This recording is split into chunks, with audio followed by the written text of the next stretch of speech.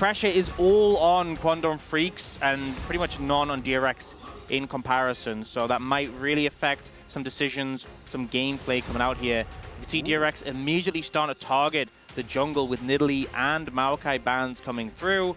On the other side, though, that Lily are going to get taken off the cards. And Seitab, ever since he's had that strong Yone game, always banned in the first 3. Yep, just kind of illegal to be picking that one up. Now trying to find the Tristana button, but they do not find it. It will be the Dusante taken away. Another big pick for Dudu. But I don't know whether it's something that's as dangerous as giving Bulldog one of his best champions, especially when you get a free ban against Bulldog anyway. Anyway, you may as well just try and augment that with another one. But that is not going to be their school of thought. Instead, it's going to be shoring up that top side and almost forcing a Rumble ban here. Otherwise, things are really, really rough. But instead, it's going to be a Vi taken away. Rumble goes over to Rascal. Renekton is up. There is certainly some powerful top laners that are going to be available, but I think that we're enjoying the Rumble a little bit more than the Renekton. Yeah, I think you need to take the Rumble. We've seen a lot of teams prio the Renekton, even in bans, but I feel like Rumble is always the first one to get a look in. 62.9% win rate. Doing pretty good. Even though he's obviously banned such a heavy amount of time. And now, even though obviously the Tristana is open, Corki is open available, might be a more prominent pick for the side of the Quandong Freaks, so we'll see if they want to lean into that one. They are going to look to pick up the Kennen first and foremost in the top lane. Bit of a controversial pick, you know, definitely know the strengths of it, but we've seen it many times struggle to have that impact. And not even going to give a look in towards the mid lane AD carries. I think part of this is maybe we've seen a lot of picks being played into Corki, things like the Lucian, things like the Zeri, even the Smolder. So perhaps just want to put that priority in the jungle pick. A lot of cleanse value so far, I'll tell you that much. Yeah, absolutely. I wonder whether we're considering another Wind Bro in the mid lane, as Ashe is going to be locked in. The only champion, I believe, that Teddy has a positive win rate on. Out of every single champion that he's played so far this season. Kind of nutty. And so this is actually a big combo. There's so much setup for equalizers and things like this in just the 3 picks that are represented right now for DRX. Yeah, I said there's a lot of cleanse value against Quandong Freaks. Now Quandong Freaks also going to have a tremendous amount there. Yeah. Double stun bot lane from DRX. Very strong, both these picks in the patch. It did look like the Corki was going to come through, but I guess because DRX picked the Ashe Leona, Quandong Freaks were a little bit hesitant about not picking any components of the bot lane.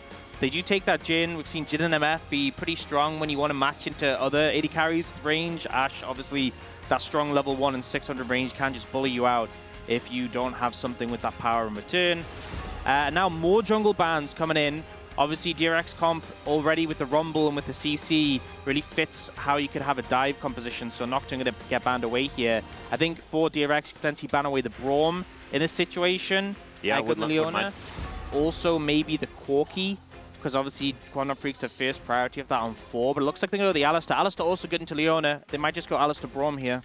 Yep, Alistar Braum doesn't sound too bad to me. It would be Jhin Braum, so maybe. Oh, yeah, leave that up. Maybe just ban the Rel. Maybe leave that up. Yeah, Braum good into Leona, not so good with Jhin. We'll see. What about mid Jhin?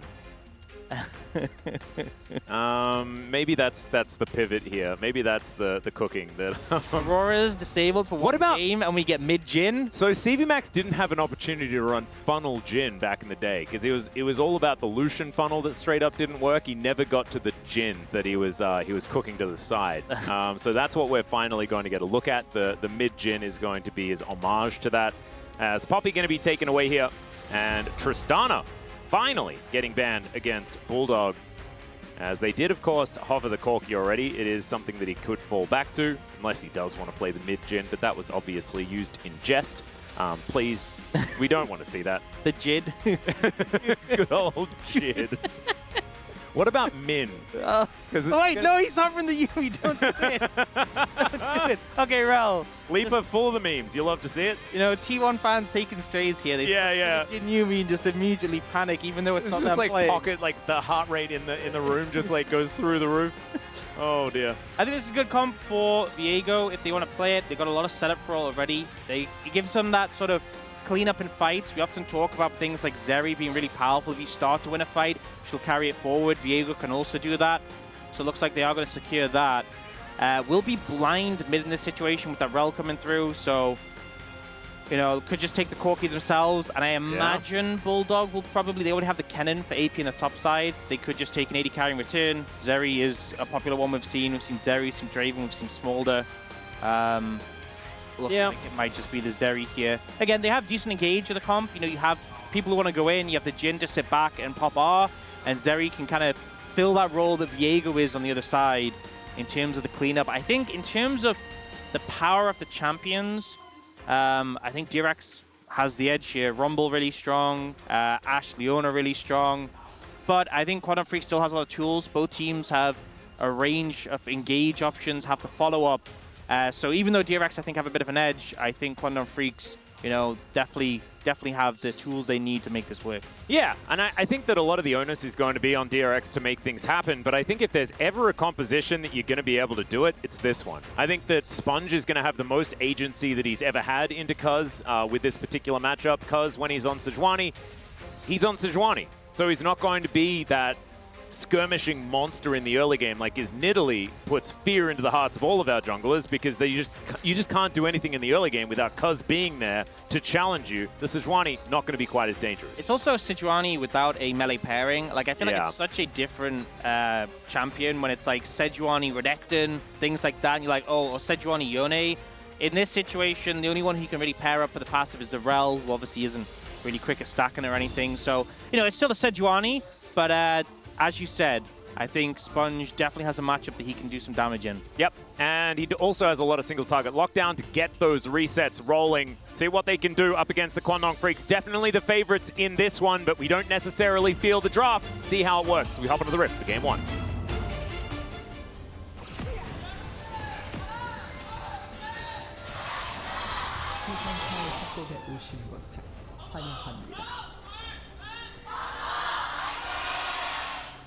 All right, Quandong fans in full voice here today in Lol Park. Always some phenomenal representation in the stands here for the Quandong Freaks. They've just pulled out a lot of fans. It's been growing steadily for this particular team. DRX, of course, still a whole lot, and you can feel the desperation as well. But if there's ever a game that they're going to win, I think it's this one, right? Like, Teddy, this is the best opportunity that he's had. He hasn't been able to play Ashe for a very, very long time.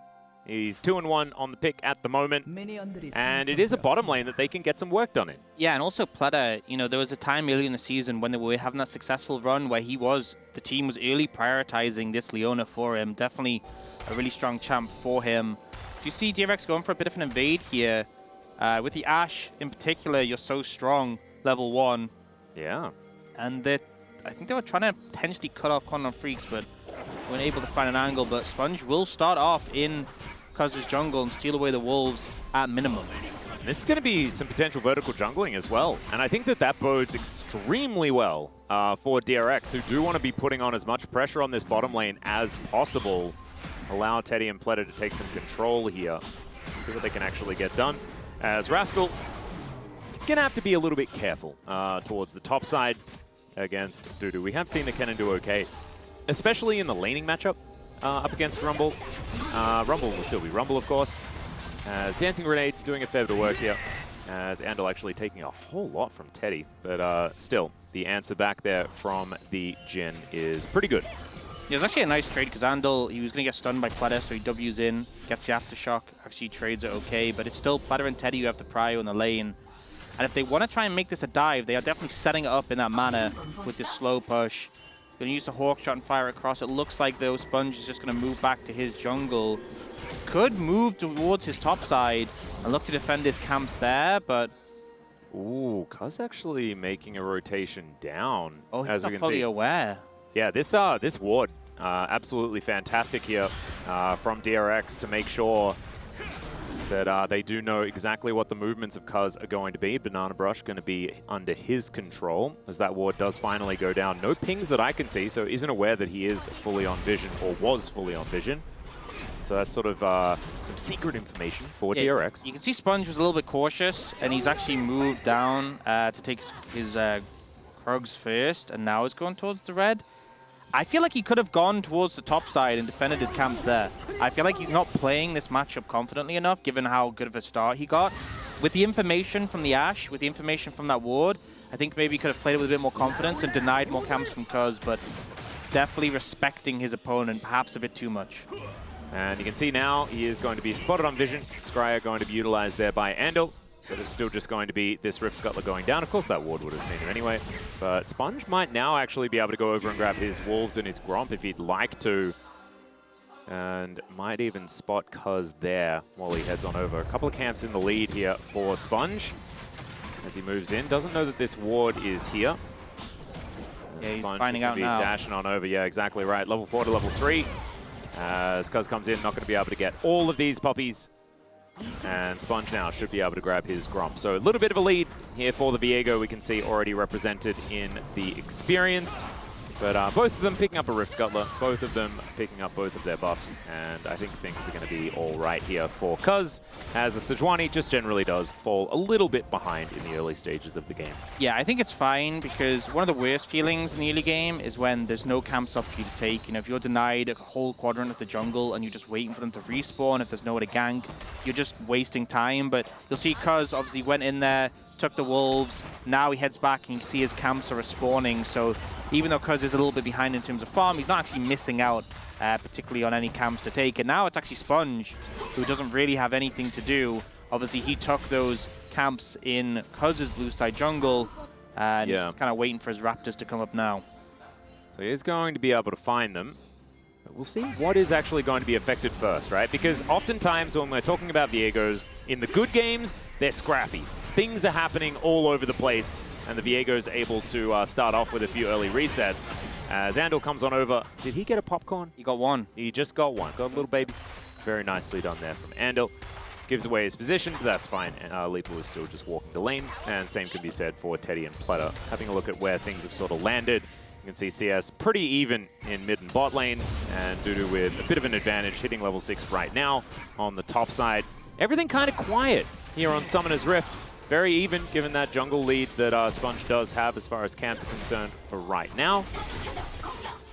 Feels like DRX still playing with a lot of respect. You know, sometimes you have this expectation that when a team is out of contention, they're going to go gun-ho, super aggressive, but DRX really treading carefully when it comes to this early game. Don't want to overstep in any areas. Kind of want to see a little bit more aggression as Sponge looking to come in here. Hawkshot is going to spot the grubs here. And Bulldog will turn up just to help Cuz out. He's at least going to be able to get one of these. As now Sponge moving in will just convince him to get himself out. Should be Rift Scuttle going over as well as a couple of these grubs here as Sponge just using that early advantage in order to make sure that he locks these down. Deadly Flourish to clear out the wave here on the bottom side. And yeah, things just a bit of handshaking going on in this early game. And I feel like it bodes well for Quandong Freaks. I feel like the less action that's happening, the better the team with Azeri Sejuani is going to feel about moving into a mid-game. As Teddy and Leepa doing battle here, Andal and Pleta the same story. Too much else to worry about here. It feels like both sides really taking it slow. Yeah. You know, Cuz backing up immediately. I think if Sponge has had level 6, 100%, you don't want to get involved in that. The threat of the Viego reset's really big, but I feel like pre-6 maybe there's an angle where I could see Quandong Freaks being confident enough to take it, but they're just like, no reason to overstep. You know, they're happy with, as you said, the Zeri in the mid lane farming up pretty well, so they won't go for anything crazy right now. Fierce Dragon is an Ocean. You know, obviously with Dragons, the individual ones, a lot of them really, the stats, the percentage stats kick in later, but Ocean Dragon, pretty nice in the early game. Whoa, that's an ulti from Bulldog. Satab is just going to take some damage. Nothing too much to worry about as now Leepa could be in trouble. Teddy running after him. Andal going to get slowed down by the frost shot. Good volley as DRX do put on a bit of pressure back. That is a cleanse out. Yeah, Pleta used Exhaust, got the cleanse from Leepa. Teddy has Arrow as well, so this could have been something dangerous, but Cuz is nearby, potentially to provide cover, and Sponge will instead just say, hey, I'll take the Dragon. I don't need to go for a dive here. See, Leepa is hanging about to pick up the wave. I guess knows that the dive isn't coming. Yeah, level 6 does come through here for Leepa. Teddy, like you say, does have that enchanted crystal arrow now put together as Bulldog shoves that wave towards the turret. No cannon, so Satab going to lose a lot of this, unfortunately. And it is going to be partly due to the investment of the ulti there from Bulldog. Now is the point where really I think DRX you know, you have a point of weakness, which is Lipa without the cleanse. You have Leon and Ashe with both their ultimates. This is where you can really make things happen and start to play around your bot lane. Potentially threaten a dive or just look for a gank angle. Sponge is going to clear through his camps on the bot side of the map, so he has a chance to move. Ooh, good positioning there from Cuz. Oh, Not actually seen here by Satab, yeah. Just going to be Cuz moving into the jungle, though. We'll be able to start off on this blue buff. Wonder whether that ward is actually going to be able to spot him out here. As yeah, there are pings onto exactly where Cuz is. Sponge actually just going to leave his Raptor camp and look to try and put on some pressure here, as he will walk over Vision himself. Now looking to try and get towards this. And Rascal going to be in position, but it looks like they're not going to be able to stop Cuz, as he does successfully steal away the blue buff. And here on this bottom side, just going to be more jostling for position. About a wave in the lead is Lipa over Teddy right now, as the dust sort of settles. And it looked a little bit like, you know, Teddy was going to have a whole lot of control of that lane. Instead, things going very evenly towards the bottom side. So I just kind of want something to happen, you know, to push someone in some sort of direction. Because right now, it's a lot of just being the same, and I'm getting anxious. Yeah, I'm waiting for the moment. There's going to be some big explosion where something happens. And honestly, I'm looking at Platter right now. E-flash from Leona onto the Jhin. Really easy way to set up a fight. If he flashes, you have the Ashe arrow, you have the ult to follow up, so... What about Ando, like, going for a flash down, you know? Bit of one of those flash downs. They both can do this. They both can engage. I'm ready for it, you know? I'm ready for it to happen. A glacial flission. That's a flash ulti from Cuz. Oh. I'm going to call it glacial flission. Not your best work, but, you know. You don't think so? I mean, I've had worse. You definitely have had worse. All right. I'll keep that one in the bank for now. Keep workshopping. Yeah, Satab is taking a fair bit of damage, but he should still be able to grab this cannon. There we go. Pretty comfortable. Still stacking up that tier, everything like that. No culls to speak of here in the mid lane or anything like that. And so just trying to be as battle ready as possible. Cut a couple of waves in the lead for Bulldog. And junglers around the next set of grubs. DRX with an advantage there, but still a possibility for the Quantum Freaks to lock down 4 of them. I think it's just hard now because Satab's so low. His TP's coming up soon, but not up yet. We saw Andal make the move up quickly, especially with the Rel bonus movement speed. But DRX look like they want to actually contest this. Teddy is moving. Yeah, Flutter is just going to flash forward. There's the solar play. Equalizer goes down. First blood in an instant. No opportunity to use the ulti for the cannon. Bulldog goes down as well. And DRX come alive. Beautiful engage there. Platter, the one that started off, immediately jumps on a Dudu. Doesn't get a chance to flash. Doesn't get a chance to ult. Taken out of the fight. And the Ashe arrow from Teddy hitting the Zeri for follow-up. The solo laners from Quantum Freaks just don't get to play the game. Wow. And we were just asking for it, and that is precisely what we wanted. Now Rascal with some spare time up here in the top lane as well. We'll be able to push in another wave. Let's check it out one more time. The flash forward from Platter, exactly what you asked for. Yeah, gets the Q immediately, the ult follow-up, and then this arrow onto the Zeri. The CC's layered. Just, I mean, you have this Zeri, who obviously is great in team fights. 좋았다, 민호야. Very nice. That is a wry smile on Rascal's face, and if you're a Rascal fan, you have missed that. You have this Zeri who's farmed up, you have this cannon with a hugely impactful ultimate, and they just didn't get to do anything. So really nicely played from DRX. A good start to the action. Oh yeah, let's see whether that is going to continue, because now it might be in Quantum Freaks' best interest to slow this one down, get things back on track, and just try and play out these team fights with their double AD carries and set things up for Dudu having a sweet flank angle, because what we didn't get to see was any sort of slicing Maelstrom. And we know that Dudu is pretty good at just finding angles in team fights. His Aatrox probably the most famous when it comes to that. But we know that he's definitely capable of it on this cannon. We'll see whether he can do his best clear impression and pick up another win in this matchup. Whether it's going to be DRX doing what we thought was potentially impossible for this squad. Oh man, it's Ocean, then Chemtech, so you know it's going to be a good soul. Oh god. That's even more weight on it. If DRX can secure that one, it could be. Could be a lot of zooming around on the Rift. I actually think that Cloud Soul is kind of cracked for both of these teams, to be perfectly honest. More movement speed for a cannon, that's got to feel good.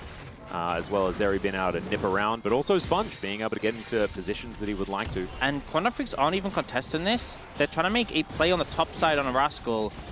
I guess the point of the play is they're like, oh, they'll assume because his bot side trying to contest a Dragon. But you can see Rascal plays it so safe. He's like, look, we're getting Dragon. There's no reason for me to step up. And this is not what Rascal was doing. In most other games, Rascal would be on a completely different page. He would be overextending on top sides when they're doing things bot lane.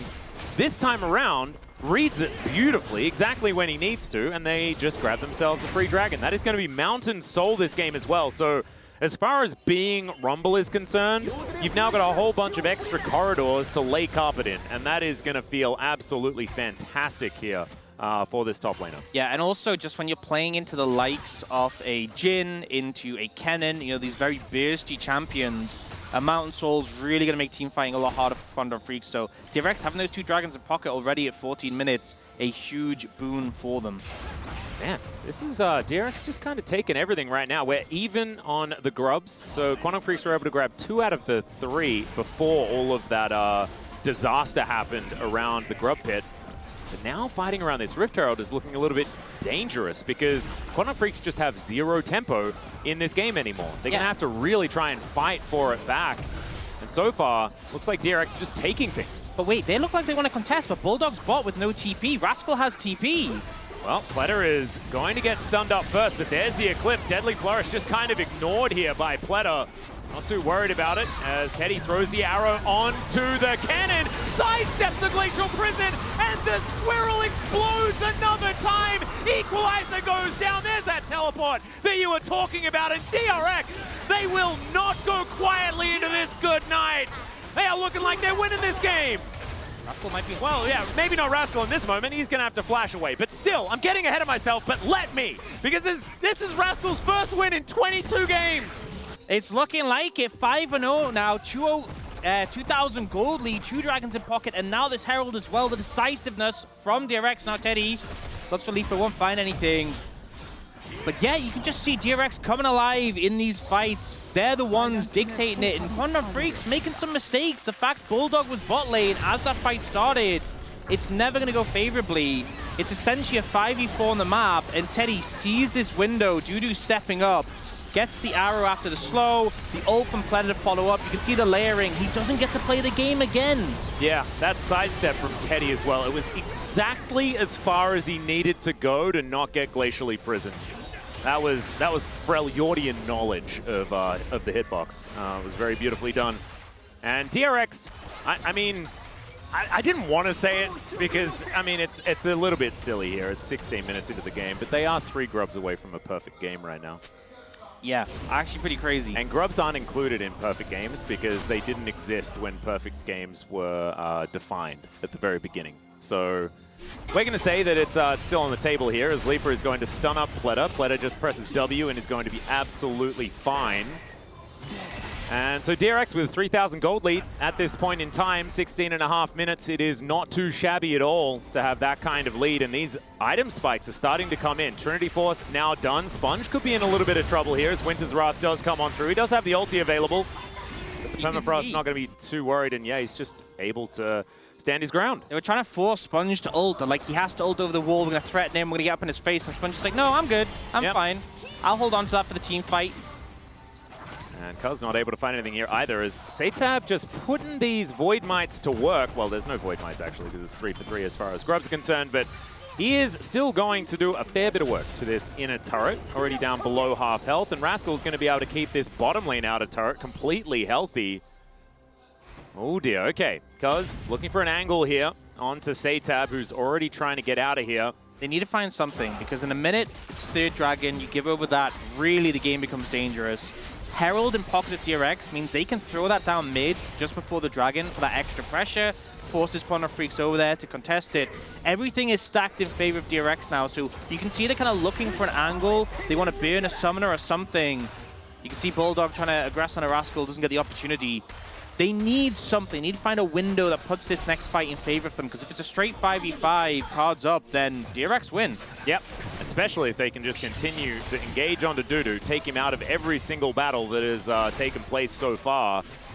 I think when we get to see our first Slicing Maelstrom, that might be the angle for Quandong Freaks to make their way back into this game, because they are still farming very well, especially in mid and bottom lane, trying to keep themselves within touching distance.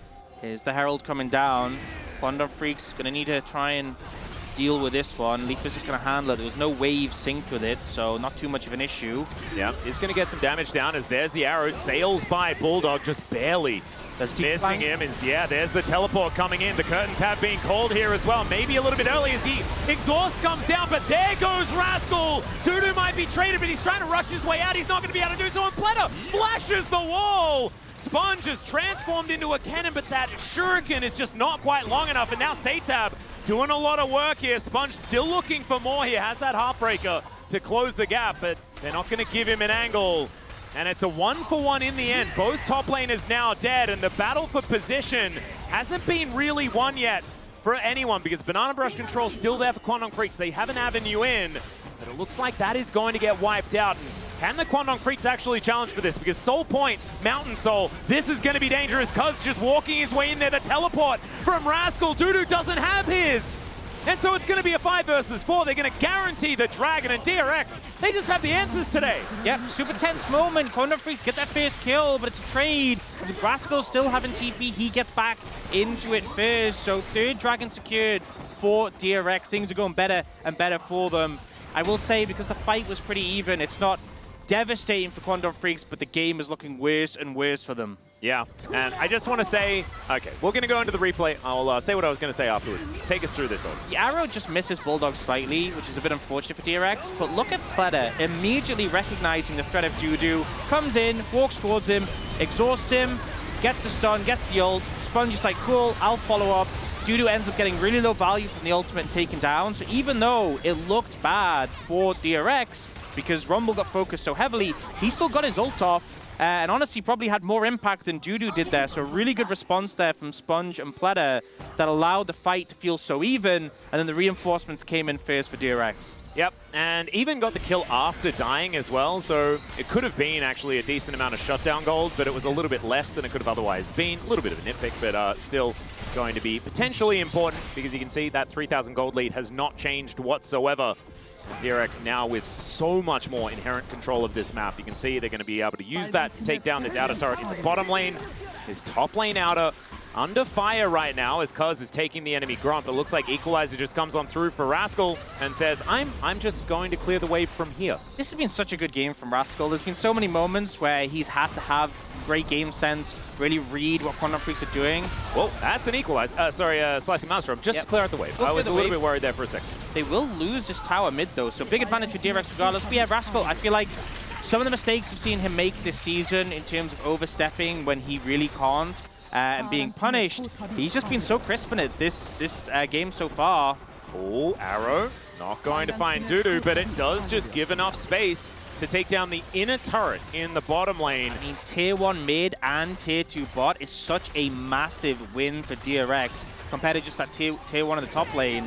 Oh, Glacial Prison. Oh dear, there's the flash out from Rascal. That was exactly the direction he needed to go to avoid that, but now won't have access to the flash. I take responsibility for that. You know, yeah, I think so too. It happens, it's fine. He only beat the flash, he's still alive.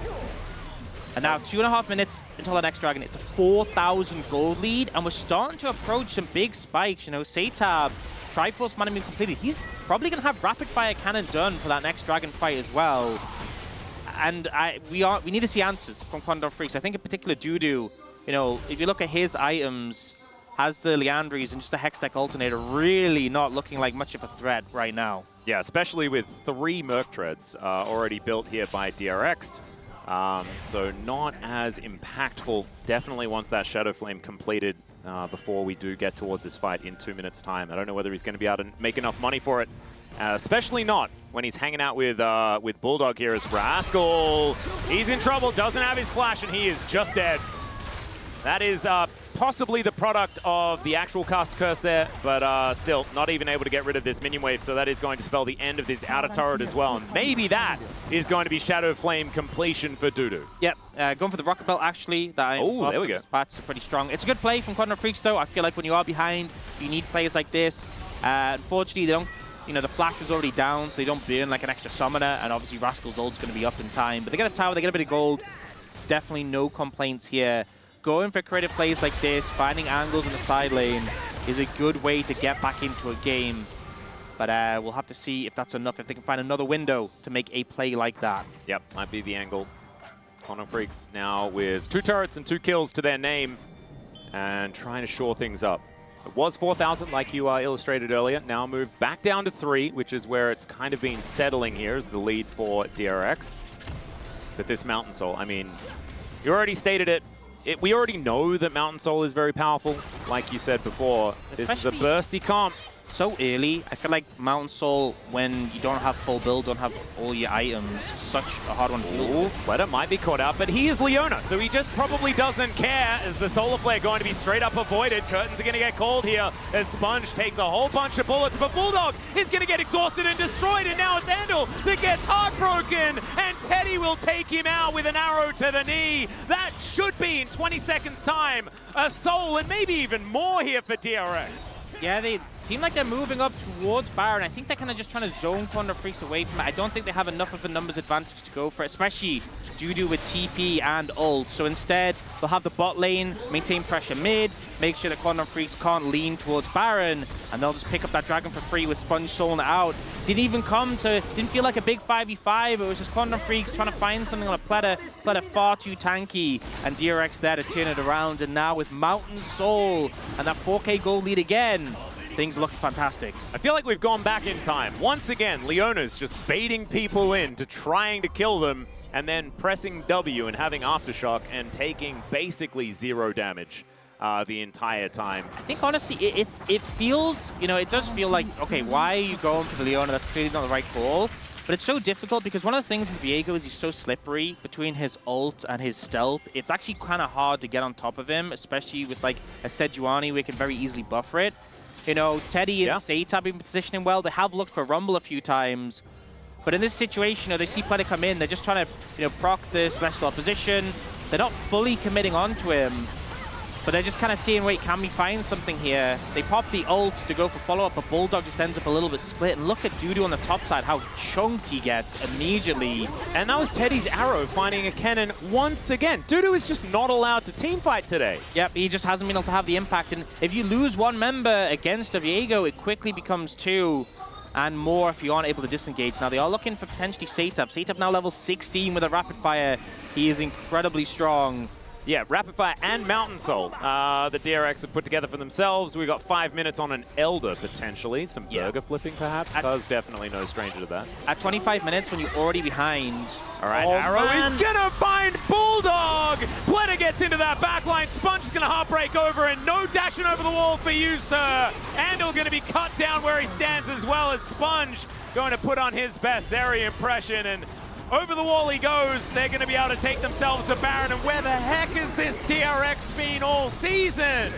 You know, this is, we saw glimpses of this, but nothing close to like the full impact of this game. It just feels like every little moment we saw shining light from DRX has all come together in this match to try and deny Quantum Freaks playoffs. It was a beautiful arrow, beautiful follow-up, and now Dudu needs to beautifully get out of this situation. Yes. He's going to be able to do that as now with Baron, with Mountain Soul. Now going to be pushing up this top lane. Not a lot of health on this inner turret. I don't know whether Dudu is going to be able to successfully defend this. And by I don't know, I mean he isn't going to be able to successfully defend this, as they do manage to take that, lining these wallets that are just overflowing now as they go back to base. Rapid Fire Cannon done, but now Infinity Edge on the way here for the Corki as well as this arrow. It's the fact it goes through the terrain. Through the terrain as well, perfectly. So you can't see it, but then the follow-up is immediate. Pleta throws the ult down, layers the CC for the maximum timing so you can get the follow-up from Sponge.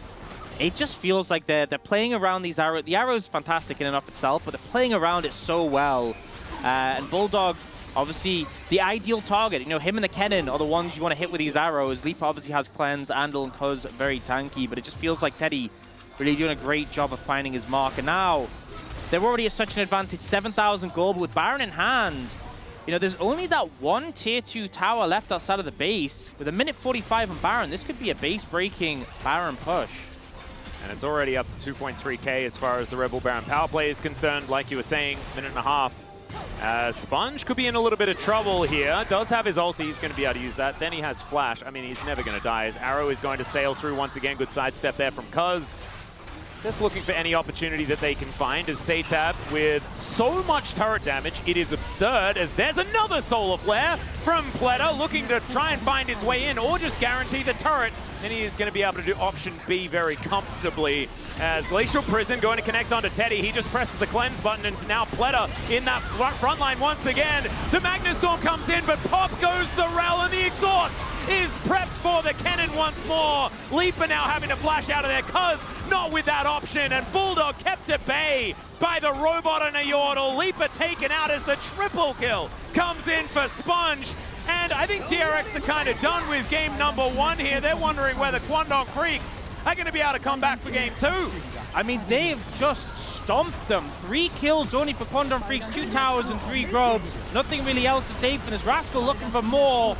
And he goes golden here, and Rascal, it will pick up his first win in I don't know how long, and well-deserved, measured play, but also being able to just dominate these team fights. And look at this man, straight backed, walking into the coach's booth to see whether he can do it again. Yep, celebrations on there, because it's not about the game win. They're looking for the series, and with how they played in this game 1, Kwangdong Freaks have to be so worried. I think so many people, me included, kind of thought of this series as a foregone conclusion. Yeah. Kwangdong Freaks will win, and then it's up to BNK DRX to beat T1.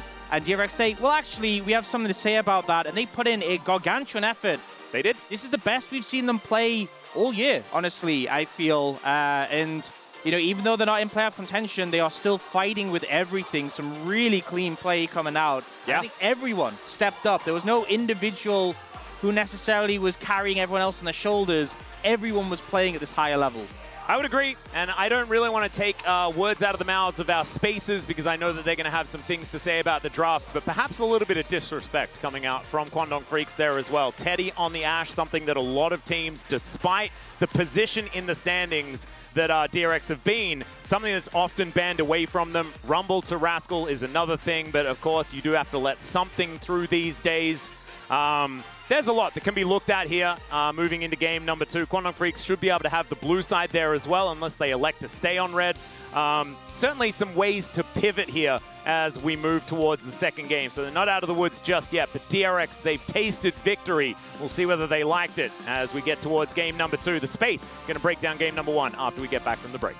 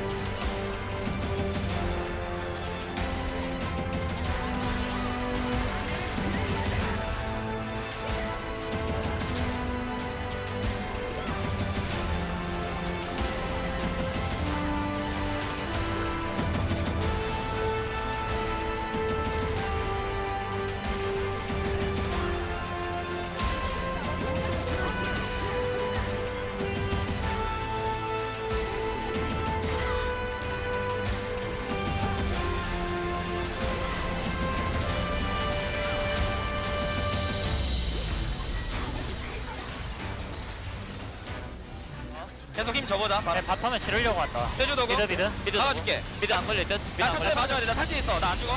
네, 바로 이퀄 되고. 캐넨 캐 맞아. 캐 맞아. 싸움하면 이겨. 제리 풀 있다. 진노풀. 딜 못하고 있어, 제리. 형 그냥 살기만 해봐. 야 너 가봐. 노플이야. 나 노플. 지금 마무리됐어. 이거 게임 끝낼 건 나온다. 제리 철거 받았다. 제리 풀 있나? 제리 노플. 제리 노플. 끝이다, 이러면. 미드 가자. 10초 남았다. 끝났다. 야, 나이스. 레일 노플임. 나너 레일 노플려고. 아, 라인전 먹으세요. 나이스. 사와줄게. 레일 노플 로고 레일 노플. 나이스. 잡아줄게. 아. 야, 죽여야 되긴 해. 대리 높을. Agree. And I do kind of want to challenge what was being said on the space there as well about acknowledging the amount of pressure that Quantum Freaks were on, because based on the draft, I don't think they felt like they were under that much pressure at all. I feel like they felt like they were up for a bit of a freebie here with what they let get through for DRX and what they were able to sort of take with them. As we can see already, mirrored, actually, when it comes to the bans, as we see finally a deviation as the Leona respect is going to be paid towards Pleta here. And now one final ban. I think that you probably get rid of the Rumble. I don't know whether you have to take away Cassante if Rumble is up and available. Yeah, I think you deny it. I will say the one thing is if you don't ban Rumble, it's obviously going over. I don't agree with that, but it does mean you could pick up potentially the Vi, which is open and available. Or an Ashe. Response, or an Ashe. So, you know, Vi Ashe would be a good counter, but they'll say, nope, we're not going to make the same mistake you did. Rumble will get banned. And Quantum Freaks, with the Rumble off the cards, instantly prioritize that Renekton. Dudu confident on that pick. And now over to DRX, the Vi is open, the Ashe is open, the Leona is obviously gone. There is powerful picks they can pick up in this rotation. It just depends what they want. There's also that Corki, you know, which Sate have a pretty good game on. So a lot of options here.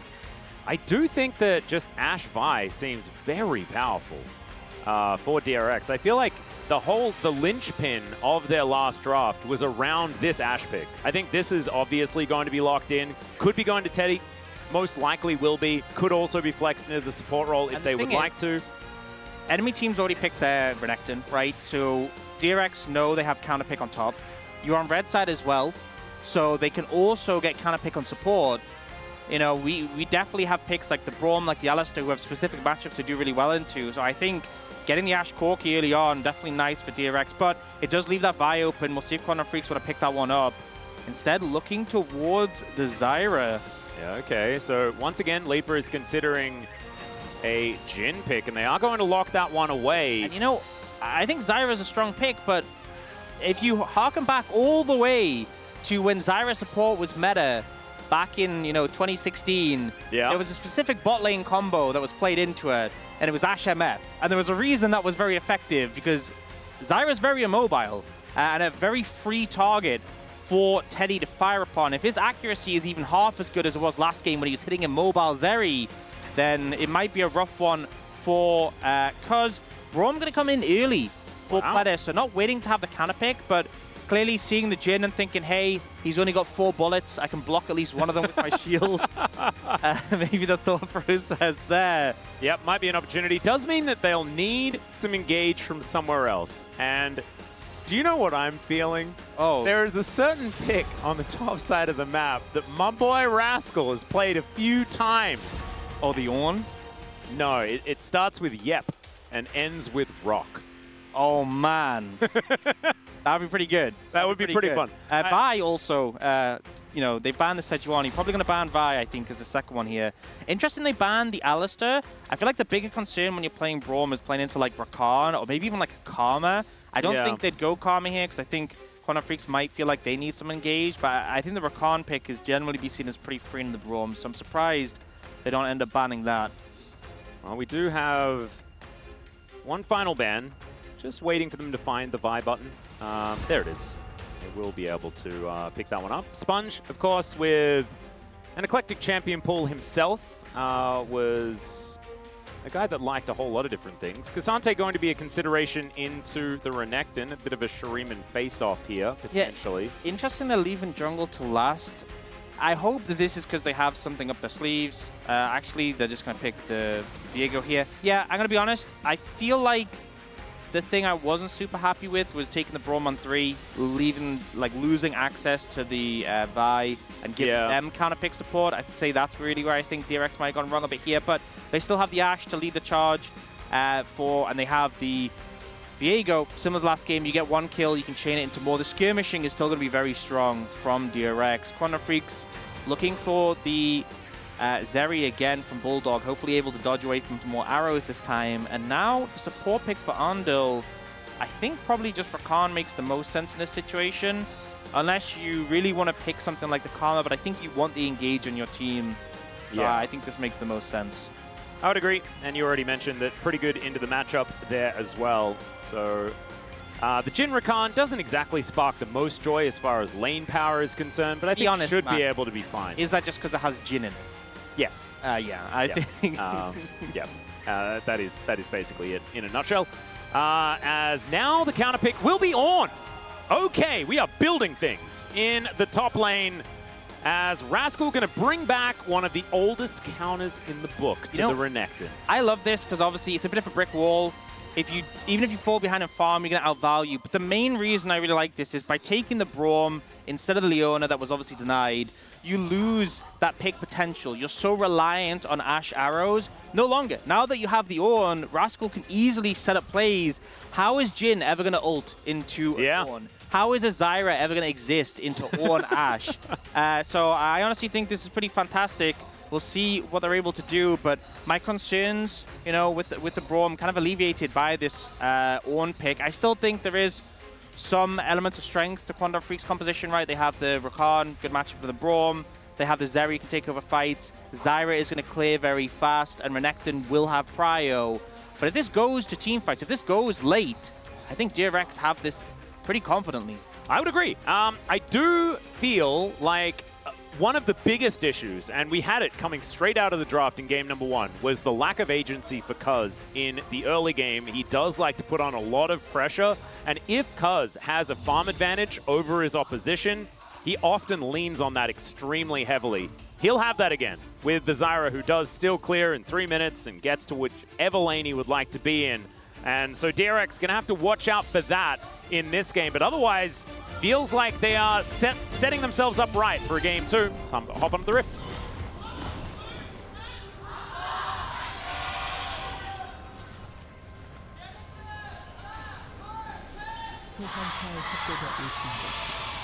Oh man, DRX fans finding their voices here in LoL Park today as the Quantum Freaks, they're the ones with that little bit of desperation now, wanting to make sure that they can clinch their spot in the playoffs, or at least hold on to their hopes, because they are out of contention with a loss here. Yeah. And B&K will have full control of their lives when they face off against T1.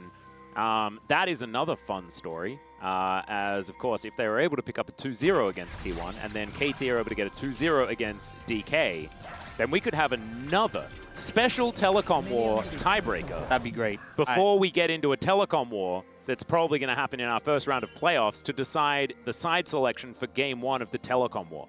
The double whammy. The most telecom war possible. Oh, Bulldog. Oh, Bulldog. It's going to take a bit of damage. It's a good sweeper. Let's not go back. And now he has to flash. Yeah, just because the sweeper times out doesn't mean they're no longer in the brush. That's not how it works. He loses flash, loses a bunch of health, and has burnt his health potion already. So a bit of a misplay, I'll say, from Bulldog. And, you know, the Aurora being disabled, we knew was going to be a hit to Bulldog. Obviously, he's been great on the champ, but it just feels like he's been out of sorts so far this series. Game 1, getting hit by some arrows where he could have flashed them. And now in game 2, just off to a rough start. We will see, though, Cuz cross over into DRX's jungle, but that ward will spot him just as it times out. So it's full information on side of DRX. Yep, you can see Sponge. He is heading towards the Croc camp now, as Bulldog taking a fair bit of damage here from Satab. I believe this was also a matchup that we did see, Quantum Freaks versus DRX in Challenger, between both Bulldog and Satab when they were both down there, of course. Satab had been playing for quite some time in the Challenger scene, so down there when Bulldog was still playing. So they will know each other quite well, as Andal going to get stunned up here as Sponge pokes his head out. The classic level 3 gank. Yeah. You know, it looked a bit dangerous, the angle that Sponge had on that, but Pletter and Teddy were still level 1. They obviously went for the invade, went there to help with the wave. So did mean there wasn't a follow-up there. I thought it was going to look really dangerous, but instead, Sponge will just chunk Andala. I think it's very funny. Pletter had been chunked out, maybe taking a 4th shot, and then Sponge just comes over and says, let me even that up a little bit. Yeah. And it is going to be 100% even. We do have some fighting for some cannons. I believe both players missed it. So just some money going to the wayside there. I will say Bulldog doing a pretty good job in terms of trades, considering how even the health bar is between them. I mean, Satab has a bit of an edge. He has just popped the biscuit, but like considering how bad Bulldog's entry to the lane was, I was like, how is he even going to trade? And the answer is he's doing an okay job. He hasn't had to recall and teleport yet, but he has still flashed. That does make things a little bit dangerous. Yep. Sponge going to be able to get to work on this Rift Scuttler now. Cuz doing exactly the same thing. You can see they're even up completely when it comes to the jungle farm. And they will both finish off this one together as Rascal procs that Brittle very nicely, winning out on the trade here. And this was sort of like an old winning matchup, kind of, sort of, for Ornn, back when Ornn was kind of every archetype that you could possibly have for a champion in the game. I feel like it is a little bit less of sort of that checkmate situation, but still does just fine. Is that sort of the right read? Yeah. So I think Renekton, you know, the buffs he got not too long ago. Oh, that's going to be Cuz locking that one down as Sponge will get knocked up. Pletter in great position, though. Counteract Andel's rotation over. Yeah, good defense there from Condor Freaks to secure that. But yeah, you know, Renekton's pretty strong now. He will have Pry on the lane. He can trade well early. But I feel like it's one of those things where, you know, Ornn doesn't have to win lane to have an advantage in the matchup. And if you are consistent with hitting like your knockups, your Brittle procs, you can actually trade pretty well into Renekton. I feel like people always disrespect the Ornn and think of him, okay, he's a scaling pick. You know, he's just going to sit there and take the brunt of my blows, but he'll throw him back. Yeah, already starting to here because he's rotating up. Dudu, slice and dicing. We'll be able to proc that Conqueror there as well as Rascal looking to go back as, oh no, he might be baited into this one. This is danger. As Cuz in position, and yeah, Rascal, I think he might just be dead. Let's see whether he can get himself out of the way of this one. The plants do go down. Flash is up and available as the flash comes forward, and despite Rascal flashing, he's still going to go down. Yep, set up there for the Renekton, and Rascal, you know, I feel like it's hard not to flash in that situation, but maybe you should have just held. I think once Renekton is in range of you, you're just going down. The auto comes through, ends up falling. Not great, but not the end of the world again. I mean, that's the thing with the Ornn matchup. Even if you're behind, you're still going to be so useful later on. But a good early gank from Cuz, seeing some more proactivity already.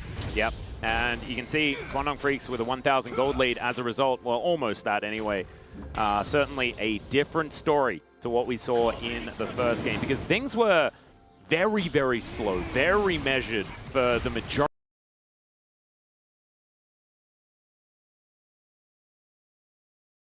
Assume Viego is still doing the dragon, and there we are, we're back.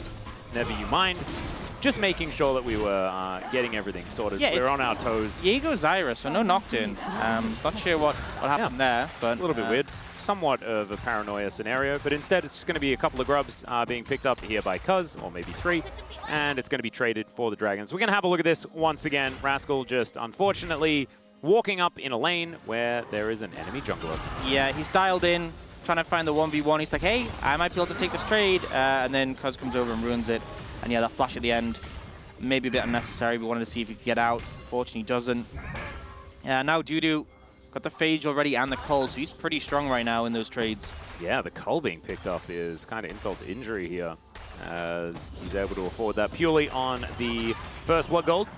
As Pletter standing off to the side, looking to try and back Satab up. You can see, speaking of backing up, it is going to be Bulldog just not wanting to push his luck, as, I mean, I don't know.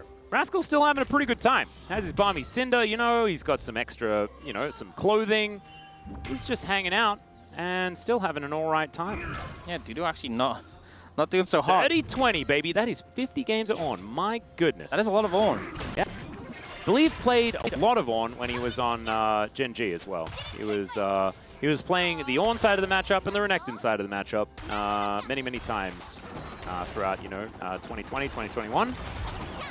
Like, Satab doing better in the Ornn matchup. Yeah. As Dudu is going to be able to find an edge in that one. Might have all been a bait, but instead it's just going to be Rascal clearing out the wave. Yeah, Dudu should be able to clear out in return as well. So no yeah, and Dominus in trade, so kind of big here for Rascal in theory. Oh, he's in the brush actually. He might be in trouble if they try and aggress on him. I think he senses something's up though and just back away. He was in the shop building some items. Looked a little bit dangerous there. All right, Rascal just going to walk away from Cuz here as Sponge going to be giving away his position. Doesn't find a stun, and this might actually be a wave of minions zoned out here. Rascal not able to actually get towards the wave, and is instead just going to look for a back angle Leaper could be in trouble here as the arrow is going to sail forward. Good block there from Andal as they get the heal out from the Rakan. As Pleta gets a bit of an angle there. Deadly Flourish slightly avoided. Very nicely done. Pressure is on here on the bottom side, but I don't think it's enough to alleviate the damage that's being done. Really trying to drill through this top lane to get the advantages here for Quantum Freaks. And when you have a Renekton into known, this is really what needs to be happening. You need to be pushing the advantage, you need to be taking, capitalizing on that prior that you can achieve. Because, you know, we saw some of the trades going a little bit in favor of Rascal, but if you're not crushing him, he is just going to be so powerful later on, start handing out those ornaments. I think particularly for champions like Corki, you can sync up like his big spikes on 2 or 3 items with an ornament. It just becomes obnoxious to deal with. Well, Bulldog just running around this lane. You can see really having a good time. Despite that flash being down early, hasn't really slowed him down when it comes to putting on the pressure. He's at a dangerous amount of health. This could be like an ult burst fire kill, honestly. Yeah. You know, especially if Bulldog gets his passive stacked up, you might just have to burst damage to one-shot Satab, so really have to be careful right now. You can see the top lane, 1,000 gold lead already for Dudu in this matchup. Absolutely massive for the Renekton. And Rascal going to need to build quite a few ornaments to make up the debt, you could imagine. As Bulldog just pushing another wave in, gets himself a plate here as well. And this is exactly the same matchup from game number 1. The game state really changing things. Satab just looking for an opportunity to go back home as the extended beam not quite enough to land onto the Corki there as Cuz moving on over. And 6 grubs on the table here for Quantum Freaks this time around on the blue side, and Teddy and Pleta really not wanting to give those away.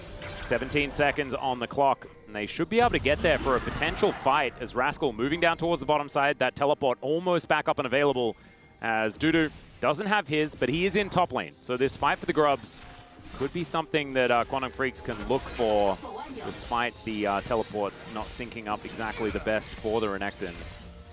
Yeah, they could just move their way up, but it looks like with Leaper bot lane, it could end up being a 5v4 again. And remember, you know, it's been going better so far for Quantum Freaks, but the early Grub fights, the early Herald fights, this was really where things went in favor of DRX last game. Yeah, Sponge looking for an angle here as Teddy throws out the arrow once again. Cuz going to flash it this time. And Sponge just going to say thank you very much for the leash. Andal doesn't find the grand entrance.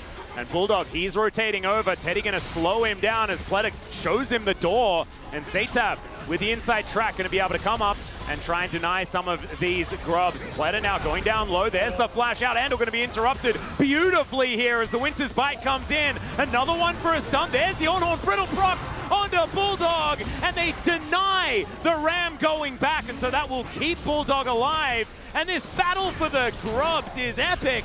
But nothing really decided. Leaper still in the bottom lane. DRX hold their nerve and get all 3 of the grubs there. It is going to be Leaper free farm in the bot lane, but you saw moments where that looked really precarious, but some fantastic plays from DRX to keep it controlled.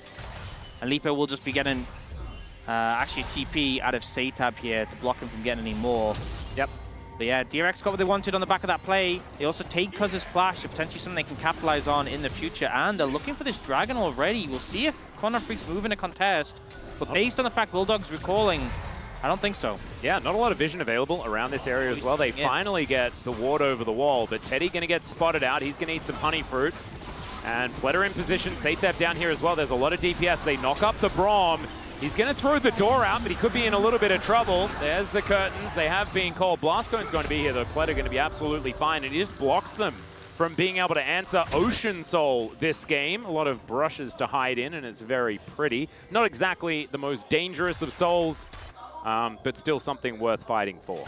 Yeah, and I think as well, Ocean Soul, you know, it's no longer what it used to be in its heyday, but with tankier targets, there's so much value. This was fantastic from Pleta, though, here. You know, there's a lot of abilities I've seen used to interrupt a Rakan W, but the timing to do it with an ult from Braum is very hard, so fantastic. Stops the ult follow-up there. Bulldog nearly gets killed. Rascal. So Rascal potentially could have killed Bulldog there, but instead looked in the direction, maybe thought that Bulldog was going down regardless, so... But also, if he hadn't have thrown it back, then maybe he's going to get engaged on by the other 2. So it kind of was cool. Yeah, I mean, at the end of the day, I think it still went for... Oh, there's an ult from Teddy. Yeah, Bulldog is still going to get knocked up. That was a weird interaction as the arrow is going to be set up beautifully still. There's the quickness. Andal trying to hold them down as the Winter's Bite was able to connect. And Andal not going to get stunned up by the concussive blows just yet. Still looking a little bit worse for wear for both Bulldog, Andal, and Teddy. And Pletter is now Teddy trying to avoid some of these shots. The flash does come on through, but he gets himself out of range. Yeah, I was about to say, positive play for DRX, burning Bulldog's flash, and then the ult from Leaper comes out and makes Teddy answer for it. So overall, even trade in terms of summoners there, but I think the Ashe probably valuing that flash a little bit more than a Zeri. I would say so too. Of course, Zeri being able to get over any wall she would like and all that sort of stuff is a little bit of a advantage. Rascal, he's got his Sunfire cape. You got a Black Cleaver now completed here for Dudu. Still waiting for his cull to complete. Only 5 more minions for that one. And Cuz and Sponge actually surprisingly close. I was kind of expecting Cuz to really kind of rule the jungle. We've seen a lot of Zyras do that. Instead, they've been caught skirmishing quite a few times. Sponge has been able to keep things pretty even as far as that count is concerned. Already does have his Sundered Sky completed. Yeah, now setting up the Herald here. Andal might be in a little bit of trouble though, as he does try and get his way out. The Stranglethorn's going to be utilized. And that does mean that the Herald not going to have that. Stranglethorn's up and available as now Bulldog looking to put on that pressure on the flank angle. Deadly Flourish is good onto Pletter. But remember, Bulldog and Cuz both don't have flash. There is an Ornal available right now, and Ashe Arrow coming up soon. Yep, and Rascal very, very healthy here as well. Can certainly frontline for his team. Let's see what Quantum Freaks are able to do here as Sponge sort of caught in an awkward spot in the back of the pit right now. Is going to Heartbreaker out of there and won't have access to that ultimate. It looks like DRX are just going to give this one up and not risk it all for a Herald, but still big win for Quantum Freaks. Absolutely, minions being missed in the bot lane as well, so not ideal circumstance for DRX. They try and move in to contest that, but just a little bit disjointed with Sponge in the pit and not finding a good engagement. And now, an immediate Herald, pretty rare. We tend to see them held on for a while, but just sees a window to immediately capitalize and take that mid-tier 1. Yeah. Big pickup for the Quantum Freaks. Able to move up towards a 3,000 gold lead as well, make that 4 as this top lane outer turret is going to fall at the same time. This is a big snowball starting to roll now, as the plant's not going to be taking away the Raptor from Teddy this time. Yep. And DRX still have a fair few tools, but it's starting to look more and more dicey as this game goes on. Quantum Freaks looking much improved to what they looked like in game number 1. Absolutely, and there's definitely, you know, as you said, a lot of scaling elements to DRX's composition, but, you know, if Dudu is fed, he's going to remain relevant for much longer. Cuz and Bulldog, very powerful in team fights, so this lead that Quantum Freaks has is definitely substantial. I will say one thing that gives a lot of safety to DRX is the fact they have those 2 early dragons. Yeah. So there isn't really too much concern. This next dragon fight, if they don't see it, they don't see the angle, if they don't find it, they can give it up. In fact, actually, what could be a good play here is just leaning towards this top tier 1 instead. Maybe looking for a pick on a Dudu and letting the dragon go. Your bot tier 1's already just gone anyway, so you can't do much about that. You guys, you see the pings coming out. Looks like they've opted to go for that now, but maybe a little bit late with the setup. Yeah, you can see Rascal, he's going to do his very best to hold on to this bottom inner turret. Can't give up an inner. That is absolutely true, as the entire outer ring has now been removed. And so a lot of standing gold here up and available for DRX if they can actually get there. And speaking of getting there, Rascal does need to come on over to make sure that he can lock that one down. A trade for an inner turret is not going to be worth it, as they do at least get to work on the outer. So another wave going to be shoved in as the Ram just going to be used to clear out the wave mostly, but doesn't do anything towards this siege minion. And so the inner falls in the bottom lane as well. And that is just not worth it, DRX, unfortunately. Yeah, Dudu doing a great job backing away so he doesn't get targeted. And Quantum Freaks like, look, we don't need to stand around Dragon and do nothing. We'll use our time. If you're going to go top, we'll pressure bot heavily and just extending that gold lead more and more. Get that Dragon in pocket. They're in a fantastic spot so far in this game. And it won't be long before that Baron is up and available. And with a Zyra on your team, Zyra, double AD carry, dangerous. Dangerous objective for DRX. They need to be really cautious about making sure Quantum Freaks don't start that one up. I will say, with regards to compositions, having an Ashe on your team definitely makes scouting Baron substantially easier. Yeah, being able to just press E is certainly good. There's a lot of champions that have to use ultimates. Throw your ult in, you know, if you're out of ease, you can throw your ult as well. So just a lot of options.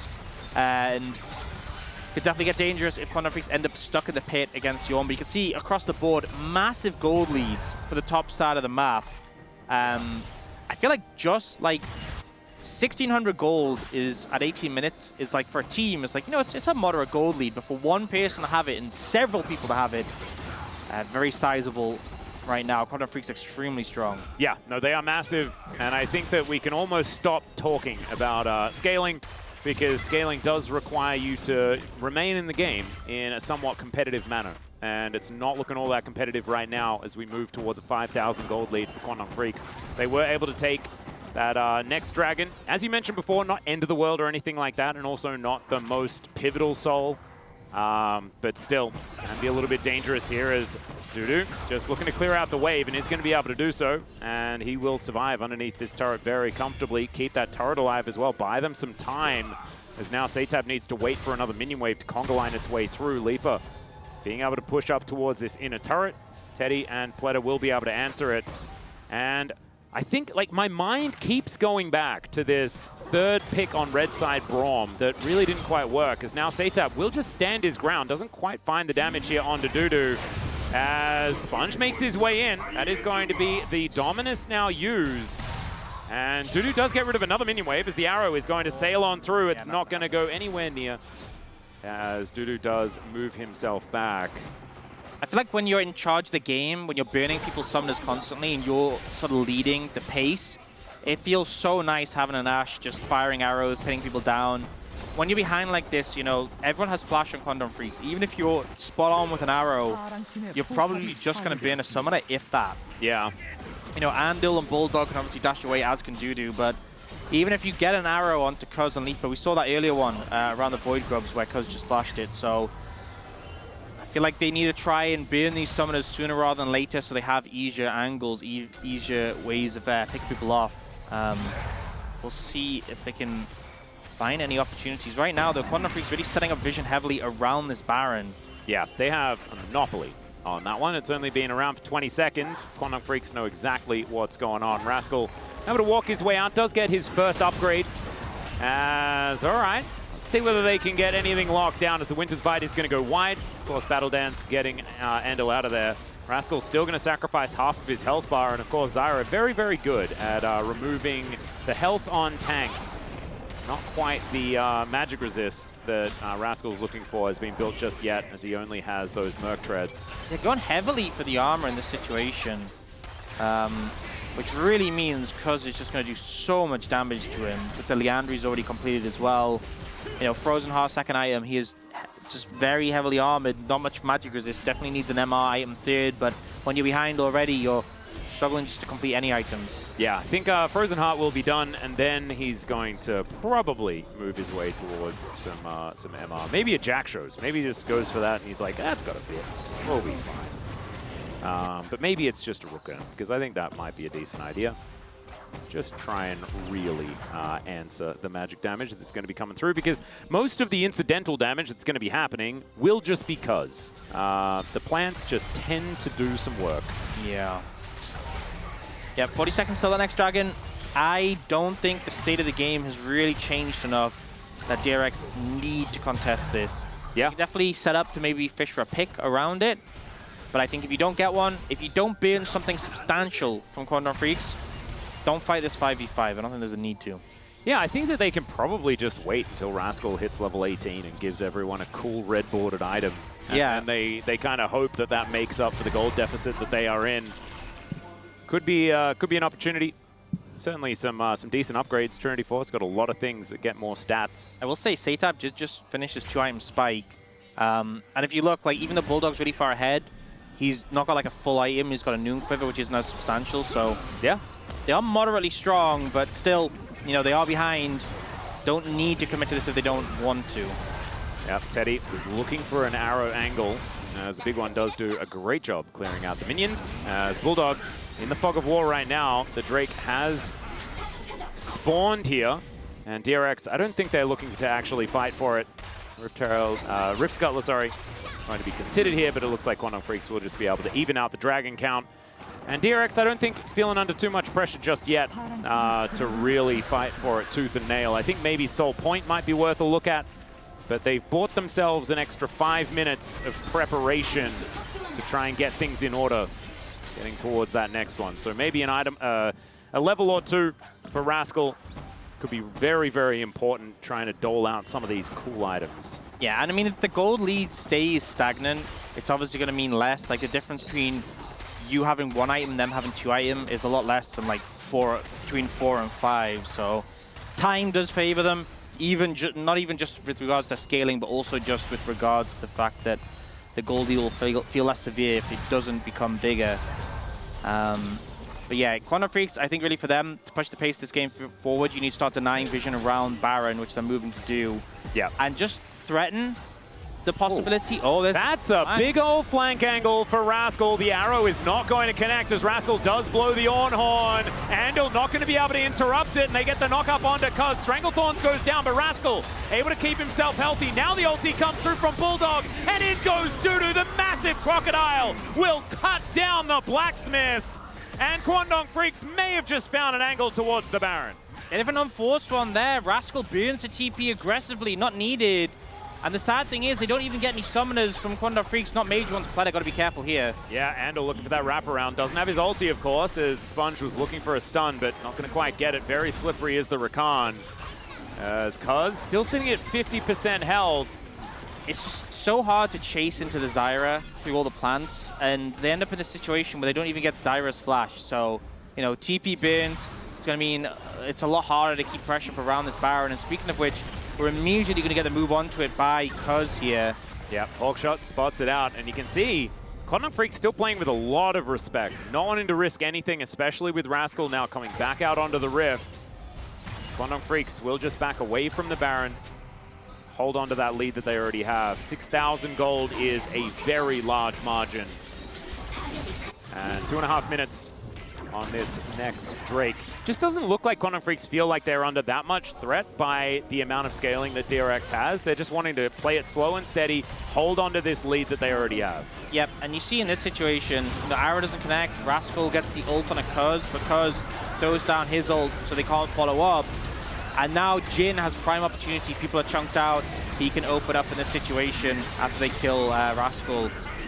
So DRX have to immediately get out of dodge, and you know, I think the idea, trying to force something, trying to maybe pick up some summoners or something, it isn't inherently bad, but it's just so dangerous when, you know, Cuz has so much counter-engaged threat.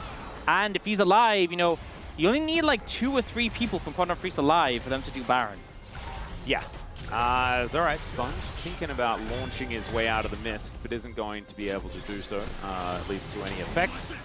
As Leaper and Andal still able to just keep pushing these minion waves further and further towards DRX, as Rascal not going to quite find the knock-up as Andal kind of knocks himself up there with the grand entrance.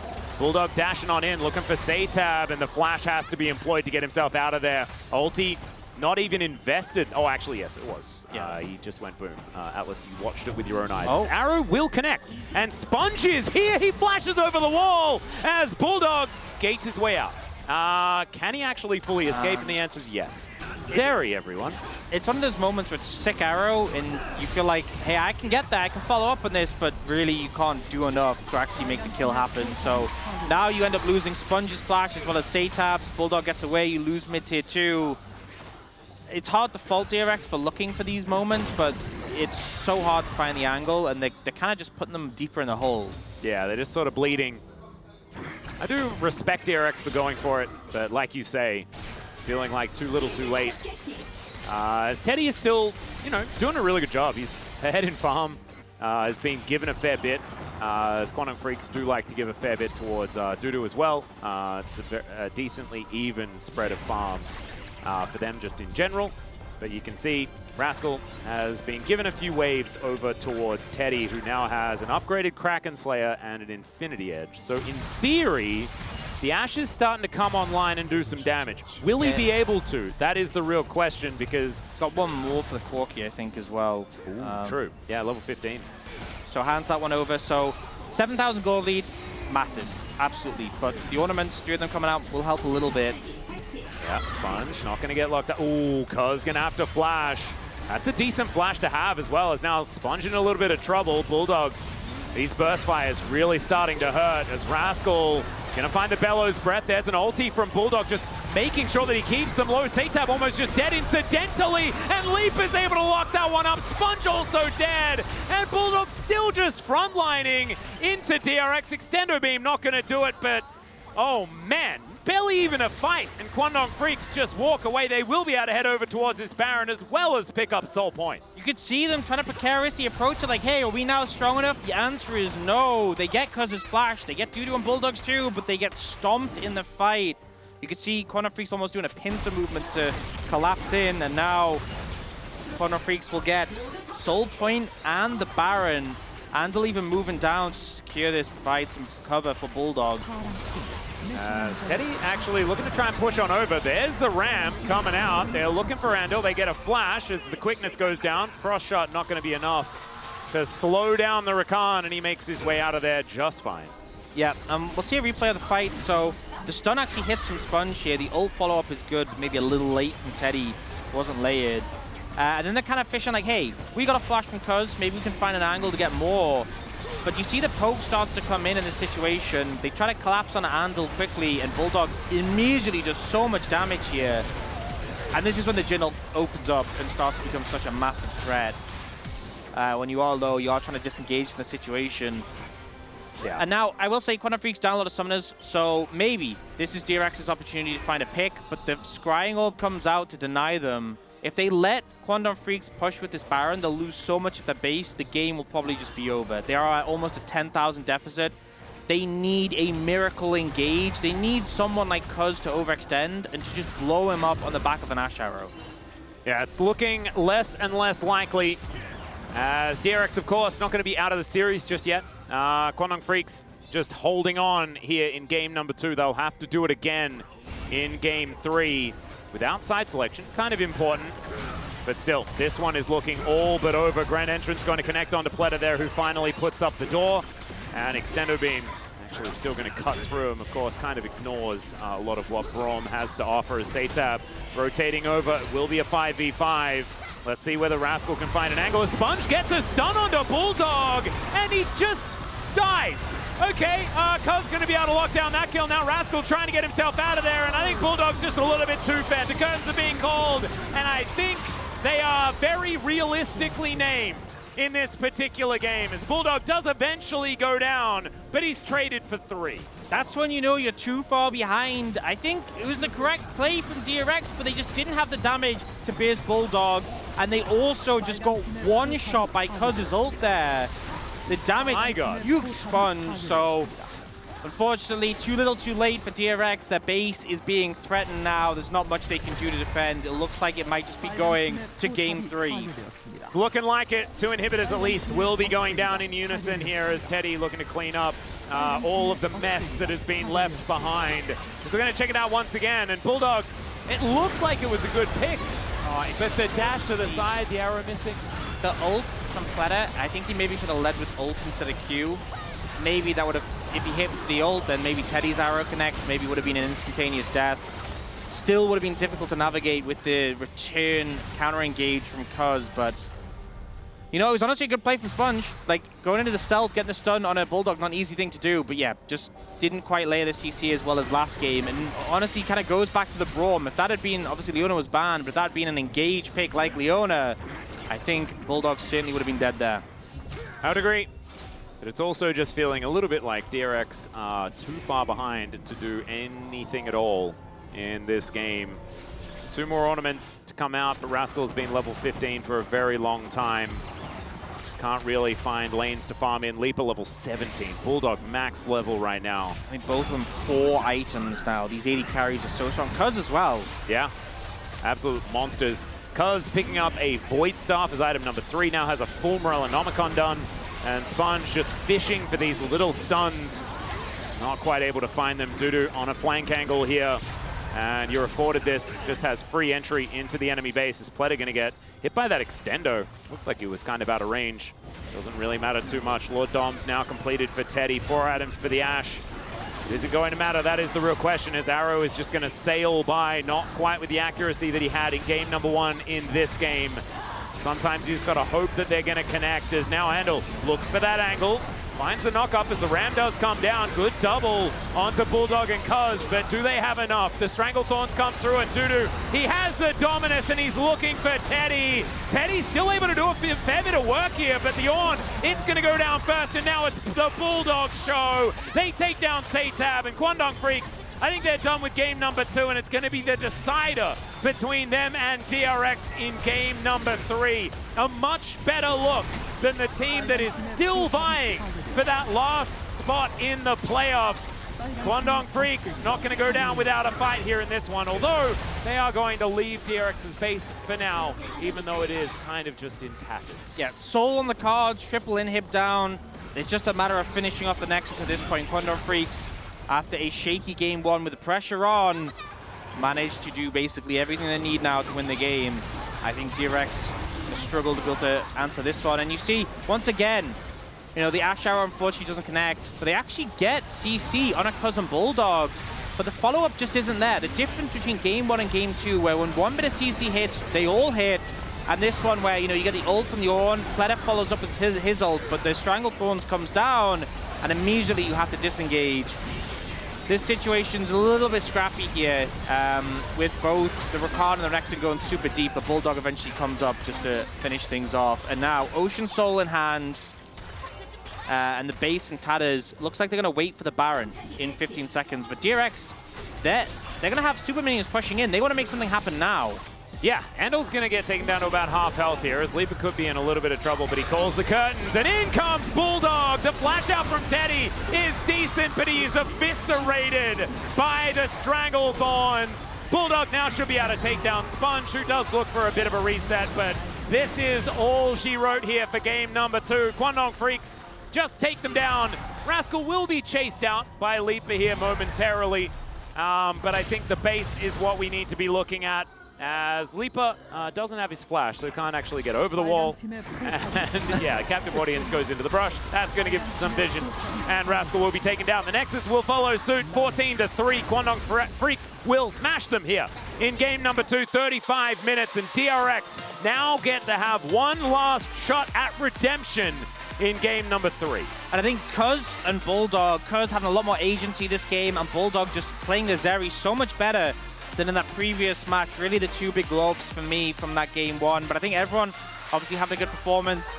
And for me, I think we saw DRX have so much success on the back of that late engage in game 1. The early Braum pick on 3, I think really hamstrung them a little bit. Struggled to deal with this Zyra, who just became such a problem. But it is now one apiece. DRX will have side selection for game 3.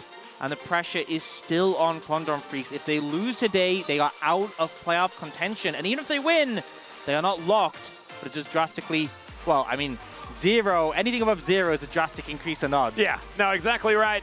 Of course, it doesn't matter about game score. So even dropping a game in this series, it's not consequential at all. To Kwangdong Freaks, it's all about match score. They will always have a better game score than BNK, no matter what BNK does.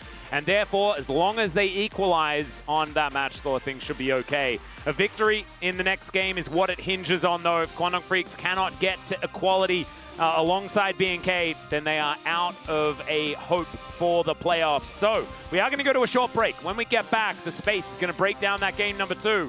We'll have the decider between DRX and Kwangdong Freaks.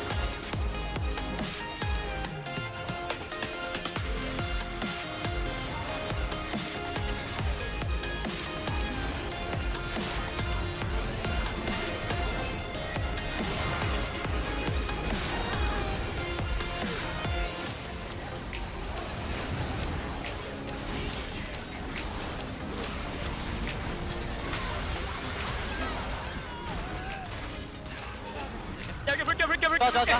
가. 맞아. 애쉬 노플. 나 뺄게. 다운 천천히. 야 이거 밀고 데리봐줘. 텔 본다. 자, 그거 끝내자. 끝내자. 나 얘만 잡자. 잡아. 기다려주자. 잡자 저거. 기다려. 은근 기세야 저것도. 어디? 뒤로 갔을 수도? 여기 안에 있나? 나왔다.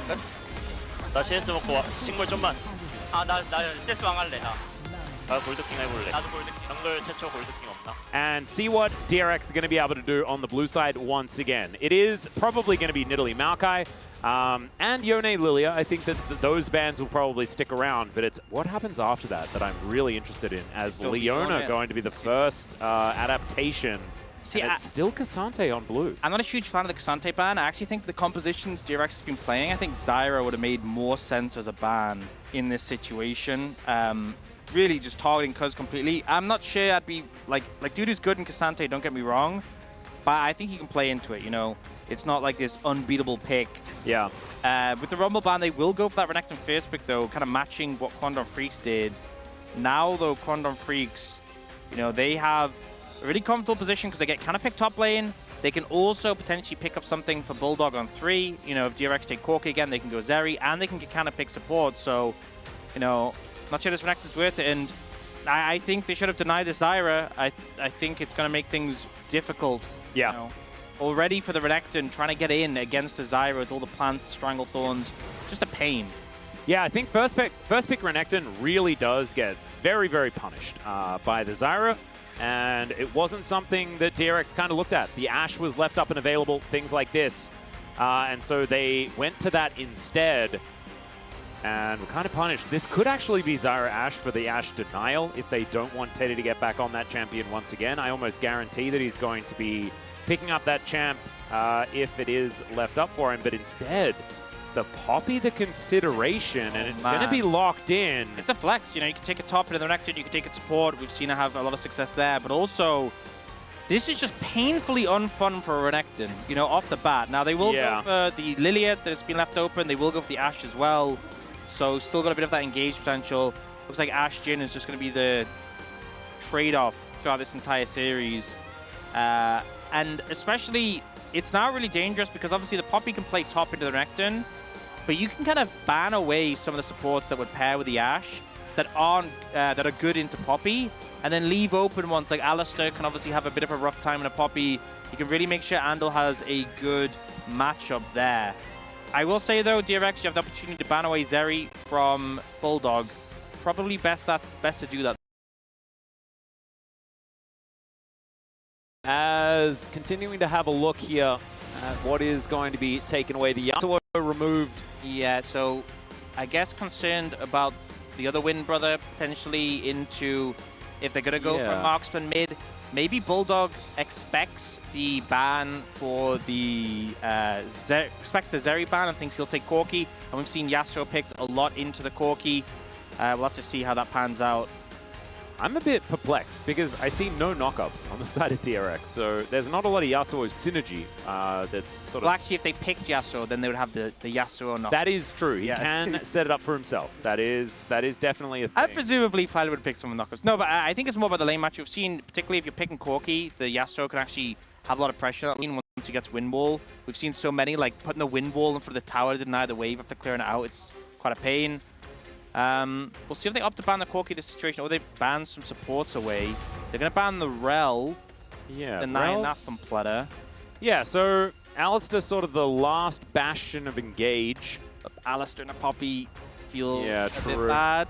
Tristana removed from Bulldog. So his 80 carries of choice have been taken away, and so Corki, the pretty obvious choice here. Yeah, I think this was telegraphed a bit by the Yasuo ban, and they expected DRX to shorten the pool, so they're like, well, we'll just take Corki then. We can also play that. And now it really comes down to what Satab's going to play.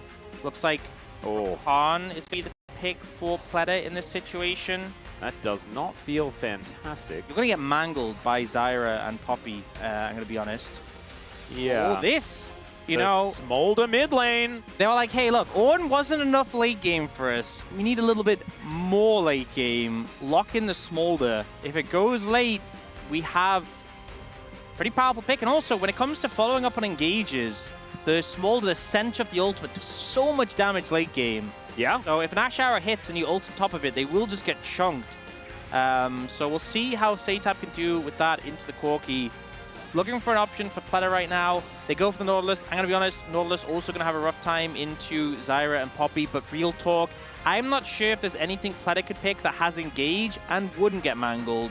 It does look, however, though, it's going to be like it's going to be this Poppy top, and they'll go for the Alistar in the bot lane. And at least on Nautilus, you know, even if you do get one shot, you can still just press R and hope your team wins off the back of that. Yeah, and I think as soon as the Poppy was locked in, a lot of people's minds probably went to Dudu playing it because he has been a bit of a fan of Poppy top for quite some time. But holding on to that flex until the very end was really, really smart because they could have put that into the bottom lane if they liked the look of the matchups. I still kind of like what we're seeing out of DRX. The problem is, I'm still seeing a Zyra on the other side, right? I'm still seeing a lot of power and priority for Cuz coming out of the jungle, and he has been the linchpin for this team. And when he does have agency, so scary. This is a bit of a worry for DRX, looking for that final match win to go out with a bang in this regular season. There is no other opportunity. It is now or never. I will say, though, the Lilia can clear very fast, so it's not like Zyra's going to have a huge edge in that department. You have the Renekton into the tank in the top lane, so hopefully we'll see Rascal able to do well there. Bot lane, Alistar's a bit weaker in the early levels, so you know, you have the pressure, you have a jungle who can keep up, and importantly, when it comes to those engages, you have things that can follow up. It's not just about CC following up, but also being able to throw the ult from Satab, or even, you know, if a bowling ball from Lilia connects into a sleep, can be a pretty fantastic one. So I think they didn't have the Braum. That was a bit of a liability last game. I think they have some better tools now. Yeah. Quandar Freaks still have that Zyra in their pocket.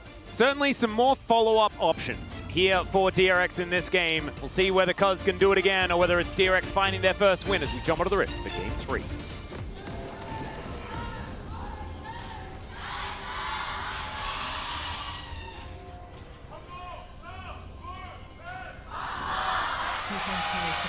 Oh, Guangdong fans extremely loud with playoffs on their minds, wanting to try and get themselves one step closer, put the pressure all on BNK Furex to win against T1 in order to get them in there.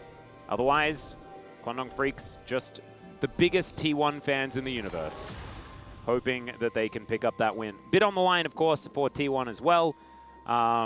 Assuming KT can take down DK. But that's a rough assumption, absolutely. If you are a KT fan and you notice the fact that KT currently has a 0 scoreline as far as the game score is concerned, means that, yeah, it's a rough bet to take. Yeah, I mean, T1 only need one game to lock in fourth, so even if they lose that series, still have the potential to lock that in. But yeah, I mean, it all rests for Corner Freaks.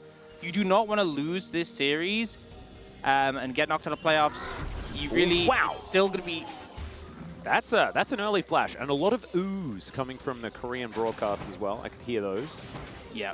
I mean, it's never a good feeling when your fate's out of your hands, but that is the best case scenario for Quandong Freaks, right? They win this, and they have to just sit there and pray. You'd much rather be able to win and that get you into playoffs, but they don't have that luxury anymore, so the best they can hope is to keep themselves alive for now. And the fact that DRX already have a bit of advantage in the bot lane thanks to that Q from Pleta. Now looking for more. Remember, the Ashe so strong level 1. Yeah, and Leapers, it's going to be more difficult for him to reliably follow up. Dancing Grenade not really doing too much to Pleta here, who will now comfortably be able to take down this ward and grab control. So DRX have had a lot of control in this bottom lane, and once again, Sponge is in the enemy jungle. You know, I feel like there's been this looming threat of a dive basically every game this series, but they've never gone for it. I would love to see them, this be the time they capitalize. Now Rascal are in the danger zone. Yeah, we've seen this one before. We'll see whether Rascal can play back as Dudu level 2s for everyone. And very patient is Cuz. Rascal looking to try and get that stun as the Q does come on through. The slice makes it out, and he will flash, but keeps himself alive this time. Yeah, ends up trying to wait for the W from the Poppy to fade out before he can use the second E, but unfortunately he just couldn't wait long enough. Ooh, ends up having to burn the flash there, and the wave is in a pretty rough spot as well. Sponge will find Cuz though. Yep, Sponge just going to flap his way over, or spin his way over. And looking for a bowling ball, does not get it, as the blue buff loses patience, and Cuz going to wrap around and look for that angle once again. Blue buff versus red buff here. This is dangerous because Bulldog has prio, but it looks like he's focused on applying pressure mid. He's not going to move over. Sponge can smite this. He does do so. Yep, doesn't want to risk the plant stealing things away. And it looks like Sponge might also be able to get this Rift Scuttler as well, so a little bit of extra power. And you mentioned already that Lilia can stand her own when it comes to clearing out minions as fast as the Zyra. It's actually ahead because of the invade. So we've seen the invades happen every game, and it felt like Cuz was able to just kind of manage, balance out the farm. But this is the first time where actually Cuz has been kind of denied a fair bit. Now he's sitting, waiting for a camp to spawn. Never a good feeling, you know, No. especially as a Zyra. The whole thing with Zyra is you clear so fast, even with the full jungle, you'll clear it and have bonus time to do things. The fact he's now sitting and waiting for it to spawn is not where you want it to be. This is also not where Andal really wants to be either, as the Ignite goes down onto Leaper. Remember, he doesn't have the flash, and Teddy throwing out as much as he can. Andal going to flash away, but there's the hook onto Leaper. Is it first blood? And it is! Almost looking for another one as a flash forward, and Teddy will pick up a double. Gets the double kill, will go down, but Alistair gets the gold, and now Oh, Rascal. He's in a little bit of trouble here. The flash does come out, and Rascal slicing and dicing, and he's going to be totally fine. Lilia turns up and says, "You'll be okay, mate." This is supposed to be the counterpunch for Quandom Freaks. Okay, bot, bit of a disaster, but it's fine. We're making things happen top. Apparently not. Rascal manages to navigate that. Sponge comes to save the day. And it's a pretty beautiful play for the side of DRX. We'll see in this one. Planet gets that initial Q onto Andal, and they go for a bit of a short trade, get the poke down. The Q is burnt though, and then burns the cleanse from Leaper, then throws down the Ignite, so it has to burn fully. Andal getting lower and lower, and he has to flash this Q he knows is coming, but that means Leaper now going to go down. This Ashe doing so much damage, and then here, Teddy thinks he can get one more auto, realizes he can't, he's like, whatever, I'm flashing for it. He does go down the Ignite, but at the end of the day, it's waves denied. It's 2 kills for the Ashe versus 1 kill for the Alistair. DRX more than happy with that one. Yep, absolutely massive. And now Teddy has the Berserker's Greaves, and he's feeling very, very good about how this bottom lane is going. Bulldog starting to struggle a little bit as well in this matchup. We saw BDD, the one that debuted this Smolder in the mid lane. Since then, we have seen another one. And it does kind of work out after you get a few buttons online, as Cuz kind of getting bullied out by this Lilia right now. Sponge just kind of all over the map as the Hex flash in from Andal. Because he has the button, he may as well press it, and that is Gromp secured. Bulldog now possibly in trouble, sneezed on here by Satab as Mom gets mad. Bulldog will be able to survive, but it's more stacks. The more they do battle here in this mid lane, the happier the Smolder is. Another hook. This one, is this consequential? Okay, it might be. Headbutt Pulp does come on through as Andal taking a lot of damage. Leaper now going to be at the forefront of the attention. All right, can they get the Renekton in here in time? Is Sponge going down so incredibly low? The Valkyrie forward, and Bulldog does lock down the Lilia. Cuz gonna get sliced up though, and Rascal gets one for himself. You saw the idea there a little bit early on Sponge, but still, it is a 1-for-1. Not a lot of mana as Bulldog still flashing for the kill, but he's not going to be able to pick it up. Still, that is one auto, and Satab would have been dead. He is all out of potions. And he's still going to be sticking around. Sneezes on the minions. I am very frightened for this guy, as Bulldog also takes a bit of damage from that Q. But I don't think Satab is in range. Bulldog just waiting for Phosphorus Bomb mana to come through, because that and an auto, and I think Satab is very dead. The Valkyrie mana, pretty expensive, so trying to wait for that. We do see Sponge coming in. Sponge does have ult and flash, so he can kill Bulldog if he wants to, but he's like, no, you got this, Satab. I've got someone to be. Yeah, He just kind of wants to kill Cuz or just steal away his stuff. And stealing his stuff is going to be what happens. Azira losing her camps is a weird thing. You know, this is kind of what I wanted from Sponge when they were doing the invades in the earlier games, and it felt like I said it particularly in game 1, it's like they weren't really capitalizing. This is capitalizing. Well, another arrow going to hit. He's only level 5! And the Alistair is going to go down. Eventually, there he goes. Teddy going to be able to lock that one down as now Sponge, the rampage continues as Bambi frolics into the mid lane. Does get the flash over the wall. He's going to put the man to sleep. Watch out, Eep is exactly that. And Corky didn't watch out, as it turns out.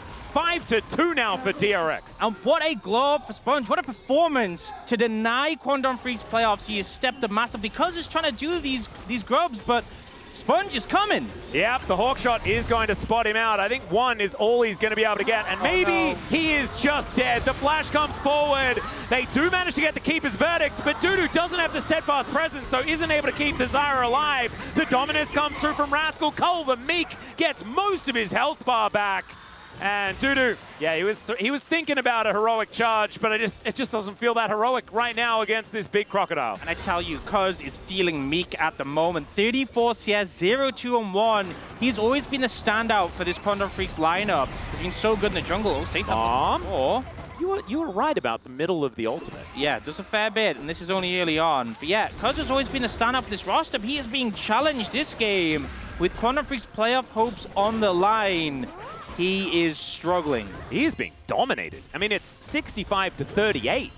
That is just a lot more camps. And look at this, Sponge just comes on over. Yeah, Bulldog does get the mana finally for that Valkyrie that you were asking for, but the flash immediately and cannot click. See, he was almost around. Like, he was trying to turn that plane, couldn't click the auto. Now, planes notoriously take a pretty wide berth to actually turn around, so...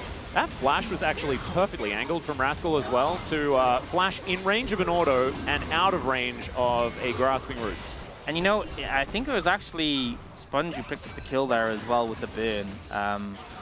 So this Lilia having a Leandries already. Good lord. Is just giga-fed. And Teddy, you know, I feel like we've been focusing a lot on the jungle matchup, understandably. But look, the gold lead is the same in the bot lane. Teddy and Plet have just been dominating the 2v2. And I think that this has something to do with Pleta being back on an engage support. Man, these are the two champions that DRX are winning these early games on has been Leona and Nautilus. The only 2 champions Pleta has won on this season. I'm glad that they went back to the Nort this time around as Satab. Oh dear, he's just dead. Really, really dead. Yeah. Well, that wasn't even really a jump scare. That was just a jump acknowledgement. As, all right, Sponge going to take a fair bit of damage here. The depth charge does come on through. Pleta able to soak a few of those bullets. It was a bit of a whiff with on the stationary target from Teddy with the arrow. We've seen better arrows from him, I'll say for sure. Sometimes you just can't quite calculate the cone in time. He's somewhere in that direction. Yeah. I'll give it a go. So not quite able to do it like he wanted to. Is Rascal in a bit of trouble here against Dudu? Does have the Dominus, so he's just going to press that button, and Dudu loses the trade. But still, ultimate now on cooldown. Dudu does have the Keeper's Verdict. So still looking fine here towards the top side. Not a massive CS advantage or anything like that for the Renekton. I think Dudu's done a great job just within the lane, isolated. But 1-0-1 for the Renekton, he's still going to be a big deal. Zatab just didn't think there were bad guys here, but there were bad guys there. Yep. Looks like if you eat a full combo from Azira and Corky also Foss bombs you, then you do die. So we learned that. Not really new information, but you have to make it clear. But still, pressure in favor of DRX. 2,000 gold lead, Dragon in pocket. Got a grub advantage as well. And if they're able to grab another few grubs, it's going to be pretty powerful here as Bulldog, not going to get bowled at. That one's a gutter ball for now. And Teddy picking up his Kraken Slayer. It's going to make this Ashe extremely strong. Immediately moves towards the mid lane. And I think this is a huge spike for DRX to play around. I think that it might just be a straight up mistake if Quantum Freaks try and fight for these grubs. Oh my goodness, Rascal getting plates, demolishing turrets, and Dudu moving down towards his bottom lane. Does have teleport up and available. That makes me feel like Quantum Freaks are going to do their very best to try and contest this. but I still feel like it might be a risk too far. Especially dangerous when you're on red side. I feel like DRX can just wait for Quantum Freaks to go onto the objective, and then easy opportunity to line up. You're going to have to dodge Ash Arrows, you're going to have to dodge Nautilus Hooks, Bowling Balls.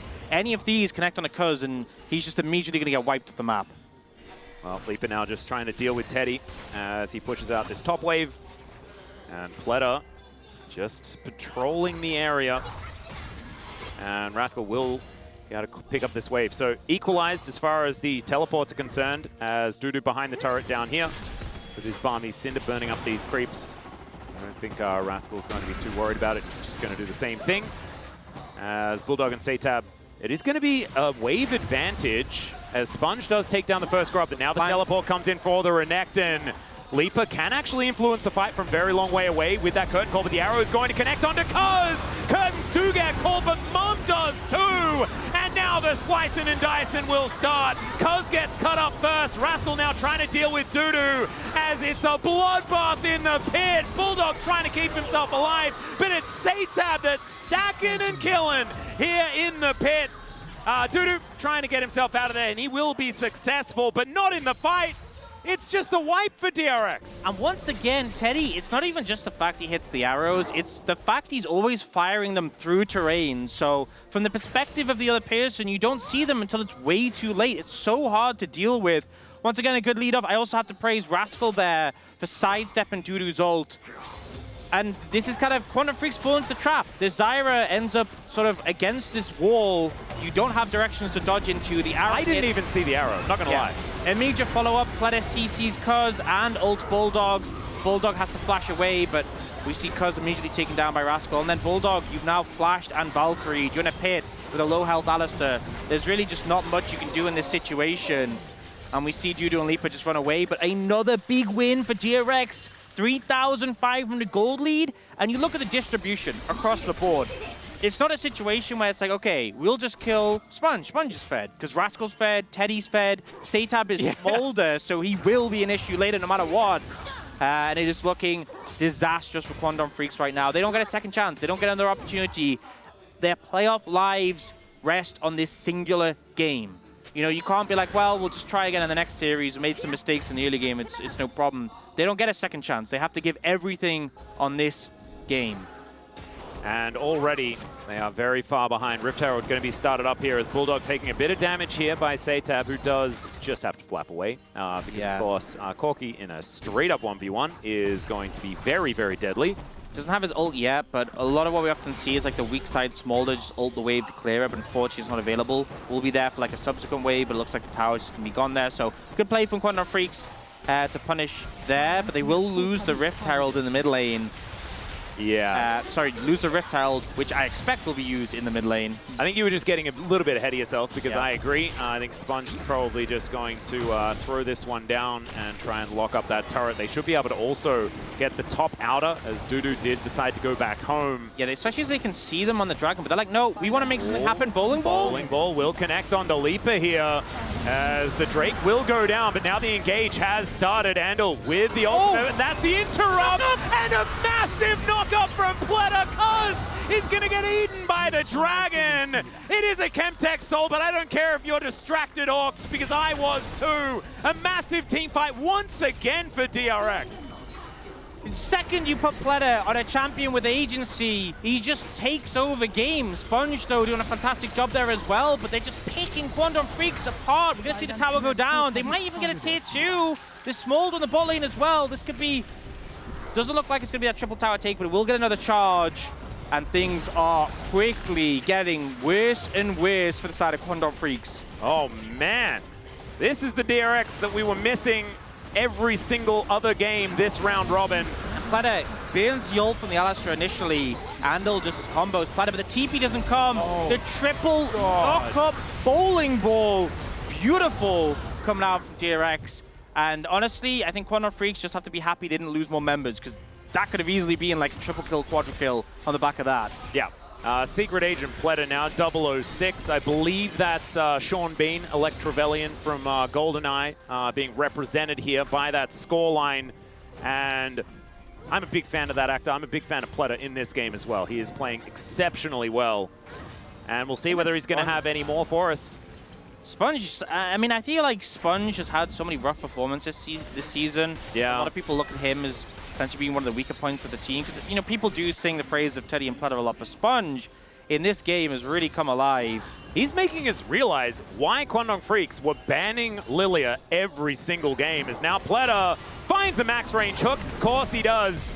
As Andal gonna have to flash to get himself out of the way of that one, but the arrow will of course find him. He has to press the ultimate in order to get out, but the Keeper's Verdict is not going to connect. Grasping Roots does come on through, and Platter gonna have to just put up the anchor to get himself out of there. Not wanting to risk anything, he is just going to flash his way out. And DRX are going to be kept away for now, but that's without Rascal there. So he is looking to take down an inner turret. Yeah, you know, DRX throwing a lot of abilities out, trying to burn what they can, trying to find angles on the Kwangdong Freaks. They don't succeed in getting anyone, but they'll just take a tier 2 in the bot lane for Rascal. He's just vibing, having a great time. Black Cleaver and Sterex already before he took that tower. Yeah, and I want to say as well, on the subject of Rascal, that last teleport was everything that we've wanted out of Rascal all season. Because so many of the teleports from this guy have been that little bit too late or that little bit too early. Or he teleports in and they don't even really want to fight. We even saw it on the Ornn in the last game. The last one around the Herald Pit was just gorgeous from Rascal. Really shows that they have been, you know, putting in the hours. And it's never too late, you know? I mean, it is too late for winning the LCK. They're not going to be able to do it this season, but it's definitely looking better for next year in theory. Yep. So I think Rascal needed a series like this. Oh, 100%. Really need a series like this, just showing the sort of level of play we've known him for historically. And it's also one of those things where, you know, I bring it up again, people are always like, well, if you're not in playoffs, if you know you can't make it, how serious are you going to take the matches? These teams really always take it seriously. There's so much pride on the line. And DRX, they're not playing for their own hopes, but they are certainly doing their best to try and quash Kwangdong Freaks just to show what they can do. And just to show that you can't get into the playoffs for free. Oh, no. Everyone has to earn it, no matter who you're against. And we've seen like trap game after trap game this season. I mean, T1 losing to Nongshim, like KT losing to Bro, like so many of these games where if you let your guard down for even a second, for even a single series, it could mean your entire playoff hopes. And that is precisely what Kwangdong Freaks are dealing with right now. They could still win this game. Don't get me wrong, it's only 20 minutes in. It is a 5,000 gold lead, close to 6. It is still theoretically doable. Their Nexus is up, but it's looking so dire. Yeah, I think one of the problems is, you know, obviously it's a Chemtech Soul, which gives you time because it's not a huge priority to contest it, but it also means Kwangdong Freaks can't, you know, try and stack dragons themselves as an answer, and they are against a Smolder. So the game is on a timer. You know, it's going to get harder and harder as it goes on dealing with that dragon.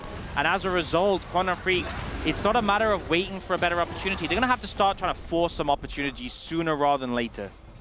Well, now DRX just probably going to move over towards this dragon. It's going to be spawning in 7 seconds' time. And I don't know whether this is one that you really want to pin your hopes on.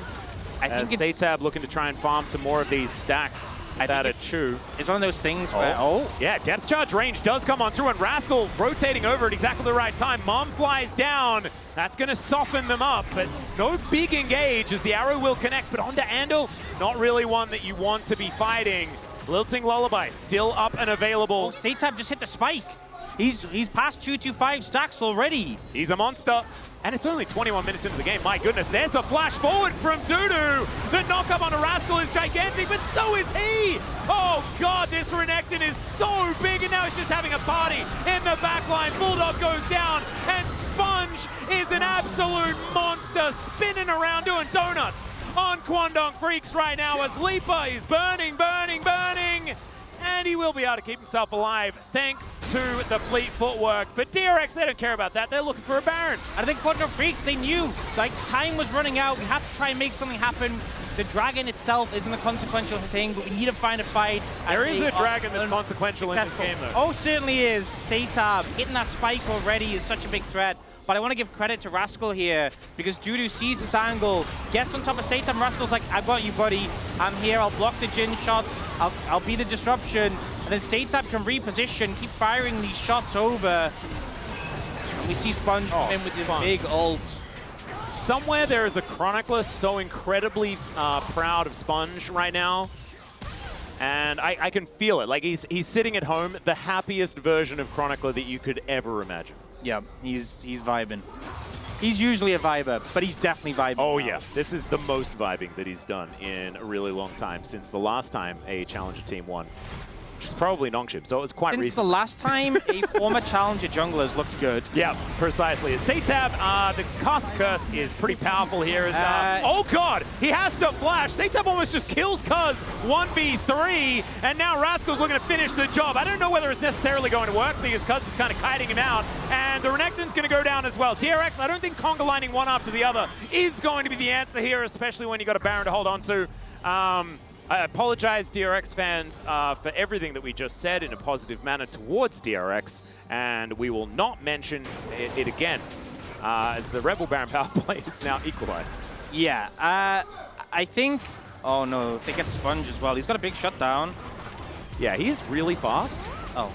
Was I don't think he got that. I don't think he got that. I don't think so either. I think that might have been Bulldog. It's fine. From DRX's perspective, yes, a bit of a throw. But they still have so many scaling elements to the composition, but it is a little bit of a crack. And Quantum Freaks, you get anything, you get any opportunity like that, you definitely need to capitalize. They will now be able to pick up Dragon, but again, this is, you know, it's one of those things where DRX can't threaten a big soul because there isn't one, but it also means that if Quantum Freaks start to get Dragons, they don't have that big win con. But we see here, Satab still does so much despite nearly being down. That arrow hit, I think Cuz is just dead, but then Rascal comes in a bit late. You can see he wants to get on a Cuz, but oh no. There's another arrow. Watch out, Eve does 50% of Bulldog's health bar. And there he goes. Looked a lot easier for them to kill Bulldog than it did for Quantum Freaks to kill Sidip. I wonder why. Mid lane is face checking, ladies and gentlemen. It's a 1-for-1 on that front in the last few seconds. We're going to equalize. So we do have that Rebel Baron power play getting back up to the positive numbers here. It's still not massive or anything like that. And now Rascal could be in a little bit of trouble. Dominus is going to get popped, but with the steadfast presence, it's really difficult for him to get himself around. He's slicing, he's dicing, and Kuldameek does do a fair bit of work as Leaper is in trouble. But still, they do manage to get through the Crocodile. They're going to sacrifice their inhibitor in the top lane for it. Yeah, look, DRX always taking the tier 2, but it's one of those situations you're like, hey, we can give it the tier 2, get something mid. But they took so long to do it, they end up losing the inhib, which obviously feels a lot worse. I think there might have been a Worth typed in all chat after that one, and Rascal's probably grinning ear to ear. Yeah. Someone says, look top, by the way. In fairness, they get the mid tier 1, so maybe Quantum Freak's not feeling so bad about it. Another Teddy Arrow. I mean, this guy.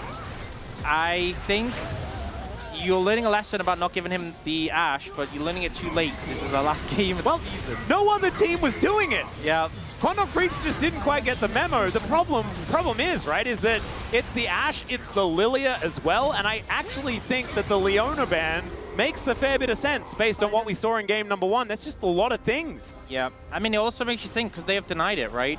Because they had opportunity in the draft.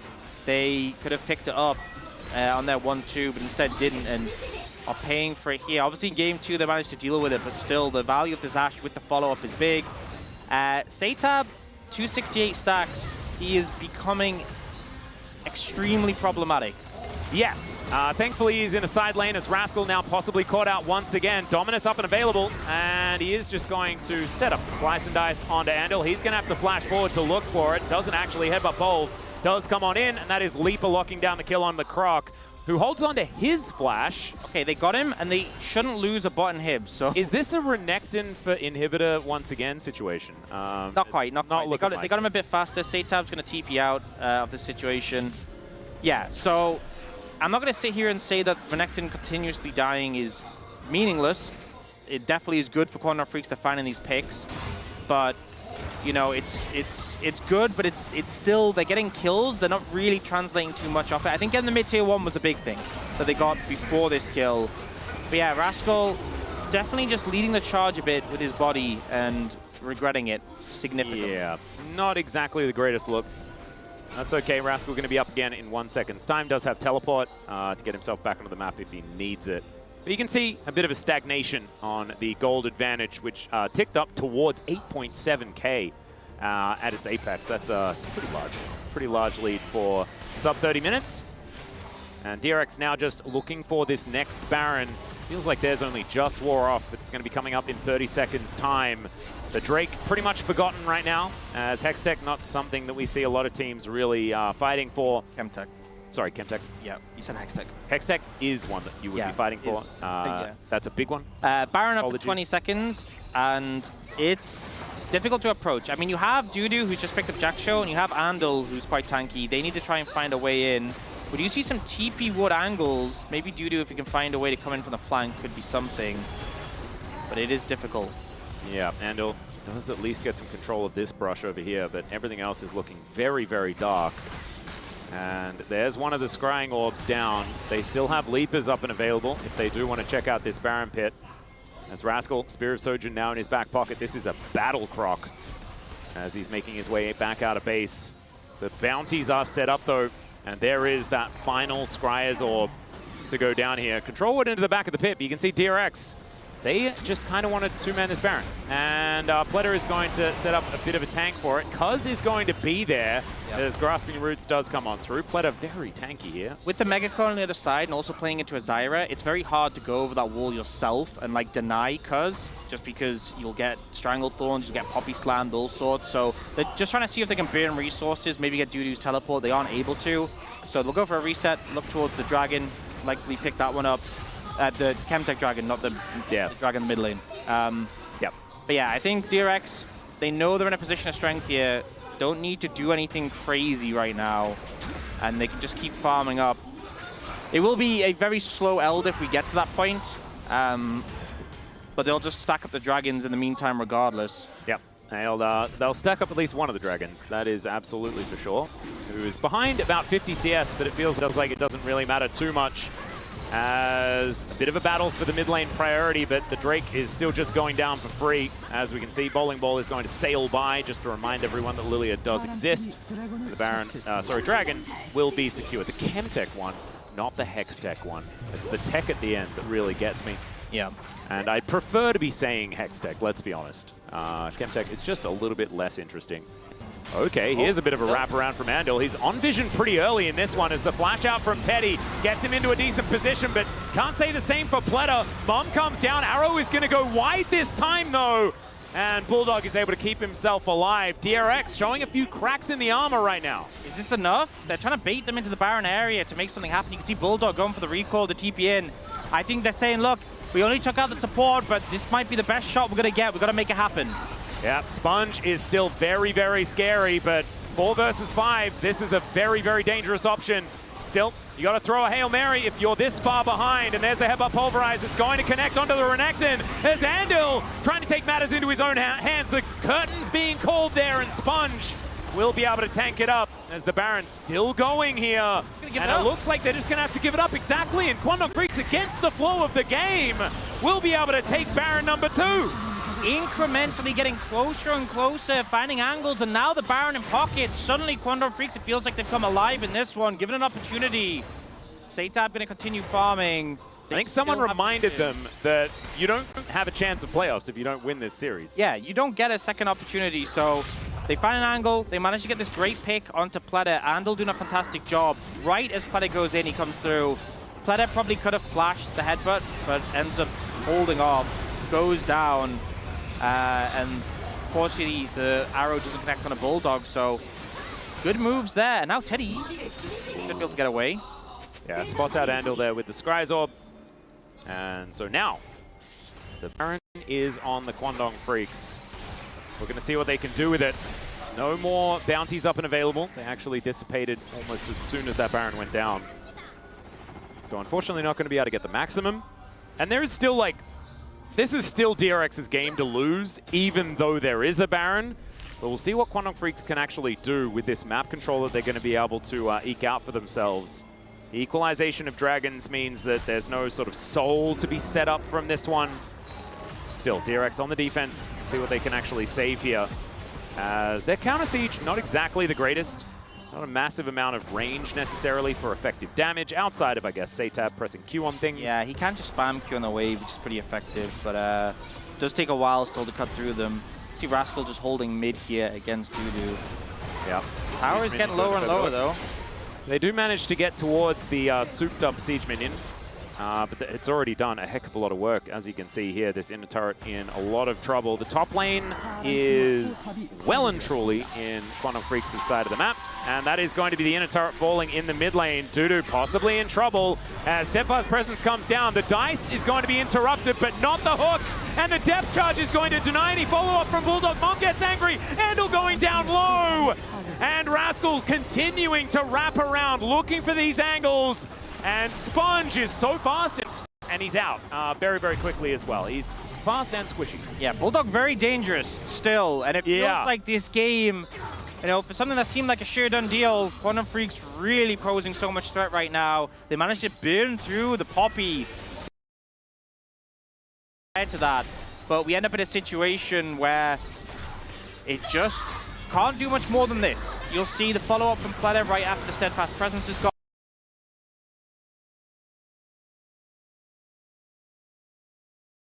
Just, again, engaging on the Zyra, once your tools, your main tools have gone down, it's so risky, and this Corki does so much damage that Sponge quickly regrets it. Yeah, Sponge, is at least able to trot his way out of there, or prance his way out of there, as Deer tend to do. And DRX back out onto the map once again, no more Barons for anyone. And let's see who's going to be able to set up for the next fight around it.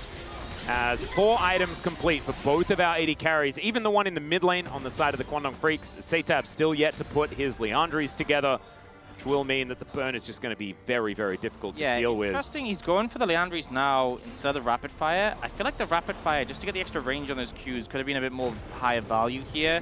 Especially because one of the things is that, you know, Satab's going to be doing a ton of damage, Teddy is too, but Bulldog and Leaper both have Rapid Fires, so they can kind of get that burst down from a greater distance when it comes to setting up these plays. Now, they are setting up for Dragon. You can see Rascal on the flank, but Quantum Freaks have control of the area. Approaching a Zyra can be very difficult, and Rascal's in trouble! Yep, he's just going to get heroically charged. Good flash out, but he still had to invest it. And DRX now moving towards the Quantum Freaks. I don't think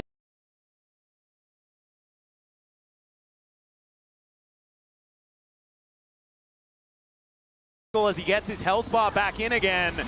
This Dragon isn't one that they're going to be able to fight over, but now DRX with control of the area, and the curtains have been called. Not really doing anything consequential right now. And Teddy just throwing out these volleys.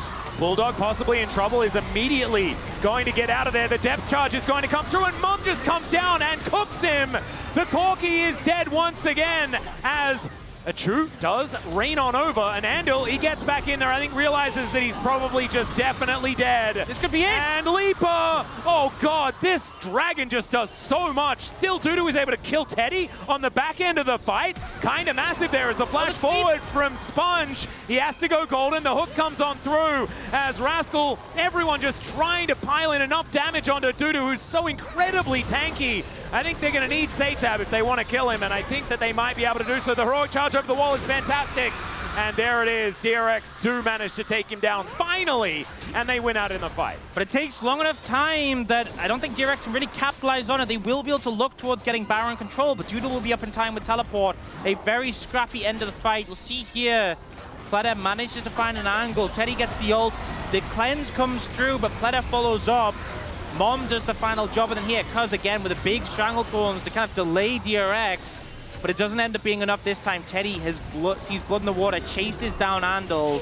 The follow-up isn't there as well, and Satab is just such a massive threat. You can see Leaper throws the force shot into him, but immediately has to run away. Oh man, Dudu's such a hero. You saw it in the zoom out there, flashes the wall to take out Teddy.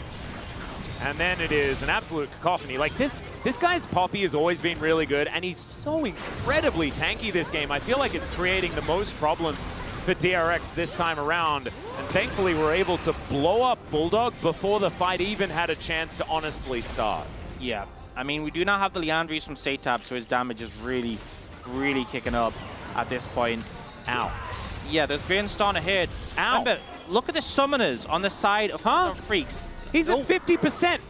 That's how it goes sometimes. No one has flash apart from Andil.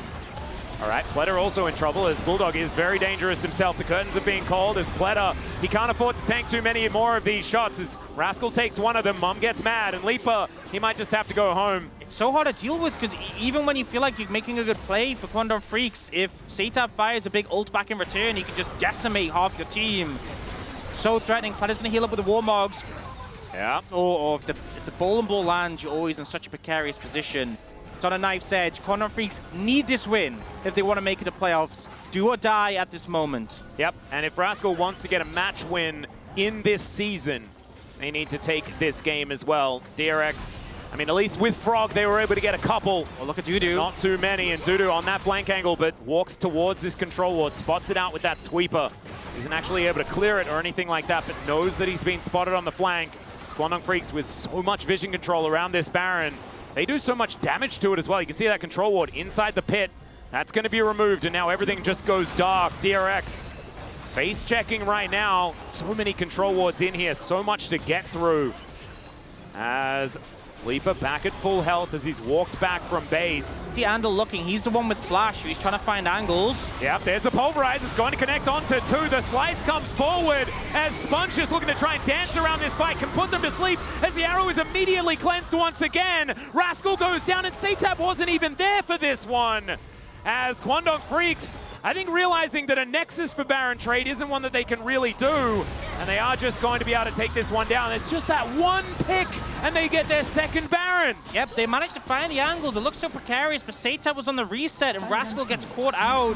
There's Renekton not really holding up in the later stages of the game. You'll see in the situation, we see a great opportunity for Mandel. The Strangle Thorns on top of it. They try and focus down on a Sponge. He's able to disengage. Yeah, the Keeper's Verdict phenomenal onto Satab. That's why he had to teleport back in, but the fight was already done. Okay.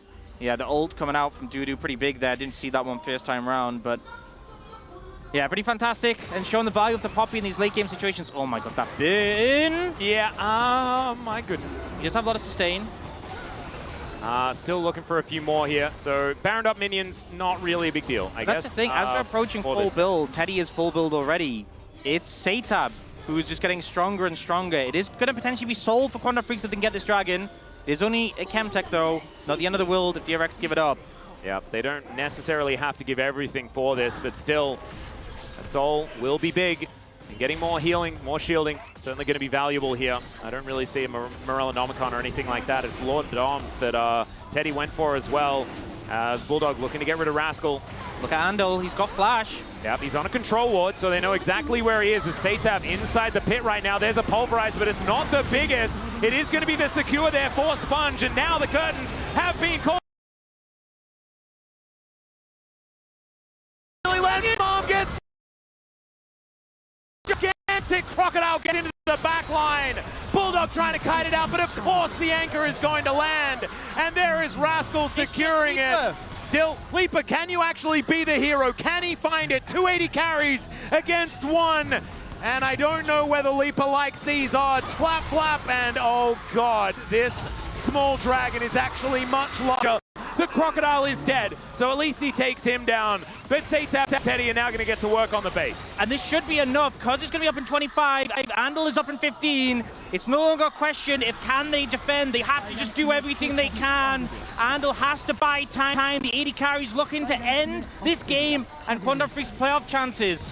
Yeah, they're going to do so much damage to these turrets. The first one's going to go down in the blink of an eye. 1 second, and Andil is going to be back up again. They want to make sure that they're not tanking up this turret. As okay, never mind. The arrow is going to connect. Andil's just going to get eaten by a dragon. Now it's Coz's turn. Can you stop this from going down? Remember, this is the playoff hopes of the Quandong Freaks. The Nexus is being focused. Coz is going to go down, and DRX will say not today to the Quandong Freaks. You cannot underestimate any team in the LCK. Their last series of the split, Rascal with a huge loss streak going into this one.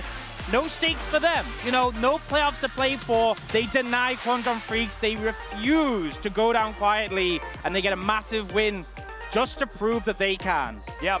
Teddy as well with a big bow towards Andil and Leaper there, as acknowledging the fact that, you know, they were able to take them down beforehand. They were tough opposition, and DRX, they will go out with a bang. Look at that massive smile on Sponge's face. On the other side, though, devastation for the Kwangdong Freaks. This was the one that they thought they were going to be able to get, as there's the big grin from the man. And look at, like, I do not blame anyone that's in tears right now. Like, even though this is just a win when you have no stakes, when there's no opportunity to go towards playoffs or anything more, no Worlds qualifier, no nothing, it still means so much for a team that's been doing nothing but losing. Yep, and you can just see it in their faces, the reactions to everything. It means so much to them. They don't need to be told this is going to get you into playoffs, this is going to mean you have this many percentage odds. They just need to get that victory screen. That's all they needed. Yep. But it had a pretty fantastic performance. Got that POG in Game 1. I think for me in Game 3, I mean, a lot of people had pretty good games. Sponge had a pretty fantastic one. Real glow up there. Oh, yeah. And, you know, a lot of the players in this team, we will be seeing again next year. And a nice high to end it on. We will be getting full team interviews after this, as this is their last series. Yeah. We're going to hear from all of them. And I'm looking forward to hearing from DRX. It could have been a really sad story for them, but going out with a win means that everyone can have a smile, as they do have that conversation. On the side of the Kwangdong Freaks are going to be a much more somber atmosphere, as we have now welcomed BNK FearX to the playoffs. They're going to be our final seed. Bit of a wild card there as well, meaning that we'll get a rematch of that matchup between, I mean, most likely between DK and BNK, which was a nail-biter. Probably the best game of the year so far for me was that game number 2. Oh, yeah. Oh, yeah. So it does mean that we'll have our playoff teams settled at this point. But I feel like BNK FearX, even though they didn't do the work on today, they got backed up by DRX. They definitely had such a big upswing in the second round robin, definitely deserved this. And Kwangdong Freaks, bit of a heartbreaker. And they really made this game competitive. You have to give credit to them, because the early game was a complete disaster. The early game made it look like it was going to be a complete blowout. They refused to give up until the final seconds of the game, till Cuz flashing into the end to try and defend the Nexus when it seemed impossible. They never gave up on this one, but DRX really had a strong start and had the scaling insurance of the Smolder, so we see a lot of these positive plays early on. That great combo from the early game, which feels so far away. But then as the game went on, as mistakes started to happen, as Kwangdong Freaks made it competitive, I feel like the Dragon really started to show up. It did. Andal had a great flank in this play, really split things up there. Caused just the deletion of Pleta, and these Barons just started to fall over and over again. The power of the Poppy for engaged denial, for making these fights unfair for DRX to play out. It was starting to look like the team fights were just going Kwangdong's way. Yeah, and I got to give credit to Andal. These past 3 clips really making good plays with his engages. A player who's sometimes struggled with the pressure, still managing to do his job here, but unfortunately just wasn't quite enough in this situation. Satab coming in with a big ult, gets the Achu onto the Jin there, and then Dudu trying to teleport out, knows the fight is doomed but can't do anything more. Yep, and then it was just Leaper against the world. Was able to take Rascal in the end. The cheeky Rascal teleporting in just so that he could give Leaper one final kill in this one. I think he probably would have just burned down. But that is fine. DRX with just Satab and Teddy should have been able to get this one done, as we have a listen as they march down the bottom lane. I think Teddy just trying to keep Satab's head clear, you know, using that veteran status. Yeah, trying to use the shield from the Bloodthirster there just to tank up the tower as much as possible. Keep the minions alive. They know they need them up. Yeah. Bloodthirster actually doing a lot of work for Teddy here. He went down to below half health, but then immediately back up again. Yeah, and immediately Cuz one-shots the wave, but it's unfortunately too late. He tries to go into Teddy, and the slight sidestep there from Teddy, and able to stay in range of the Nexus, and that is the main thing. As we have a look at the damage done, Bulldog did do the most. He was absolutely massive in this one. But in the end, I think a little bit more consequential was that of DRX being able to just lock down that in the team fights.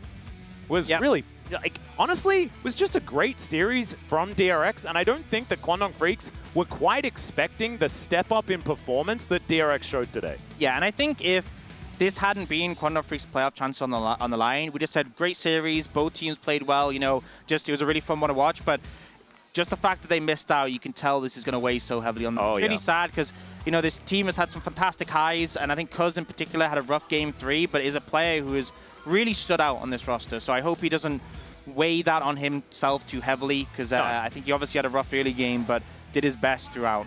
Yep, and we are going to be hearing from the full teams of both DRX and Kwangdong Freaks, but that is after we check in with the space. So take it away, Digon.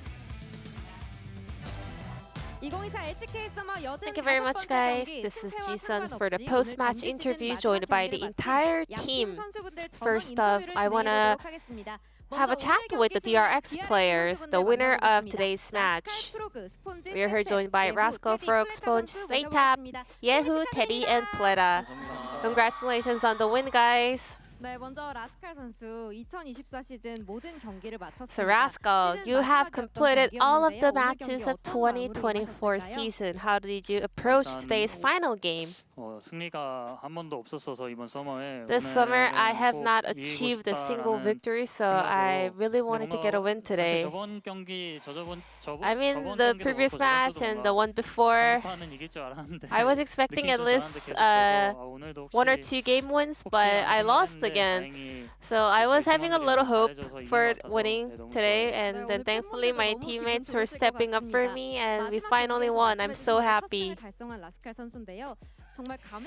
Yeah, you secured your first win in the last match of the season. It must feel very special. There have been a lot of tough moments for you this season, especially. How did you stay strong? I mean, our team house, you know, is very bright thanks to all the young boys, you know, trying to stay happy and trying to kind of cheer each other up. So I also wanted to keep the same vibe with them.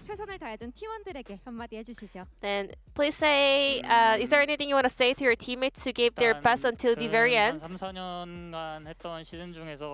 Looking back at 3 or 4 years of my career recently, I don't know if I was supposed to have this much of a laugh considering the run today, I mean this season, but still thanks to them we were having a great time together, so I want to say thank you to all of my boys.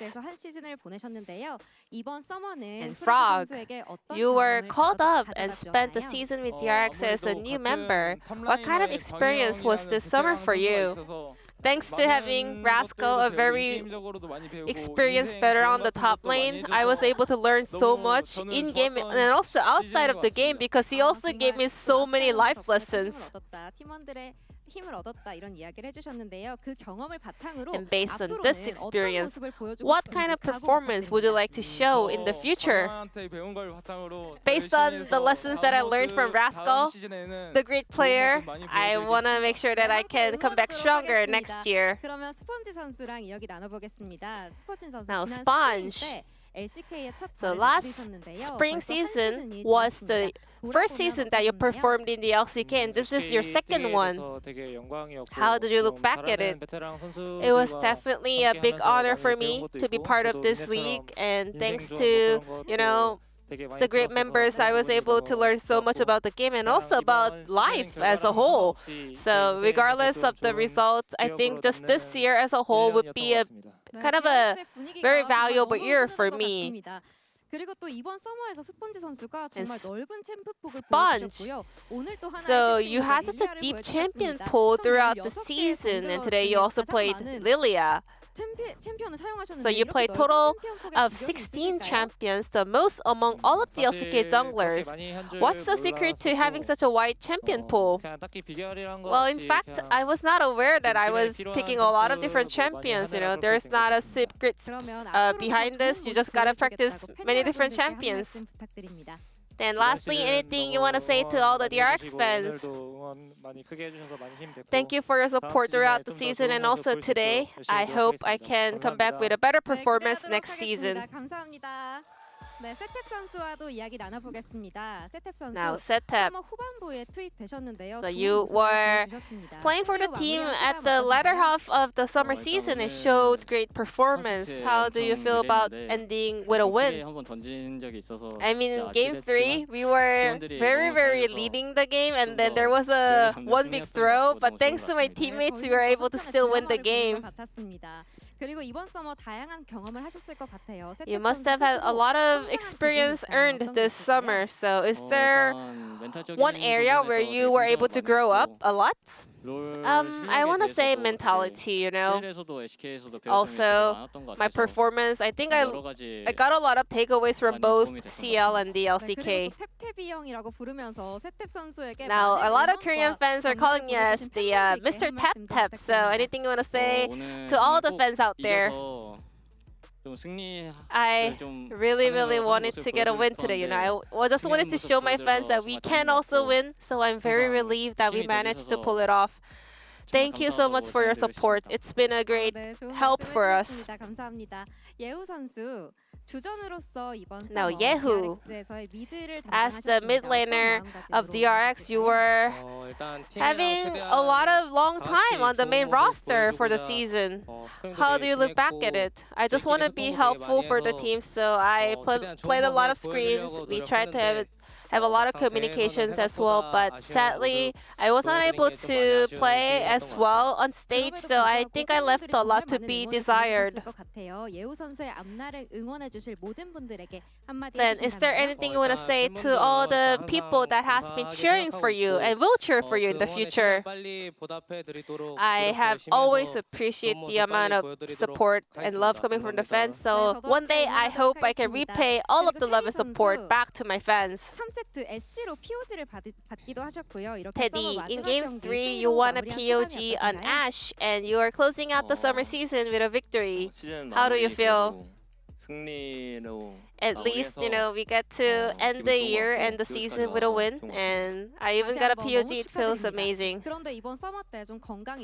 And in the middle of the season, just so recently, you had some health issues as well, which must have been very frustrating for you as well. So how would you like to look back at the entire season? Watch out for the food you take, you know? Food poisoning is a thing. So you have to be careful, especially under this weather. And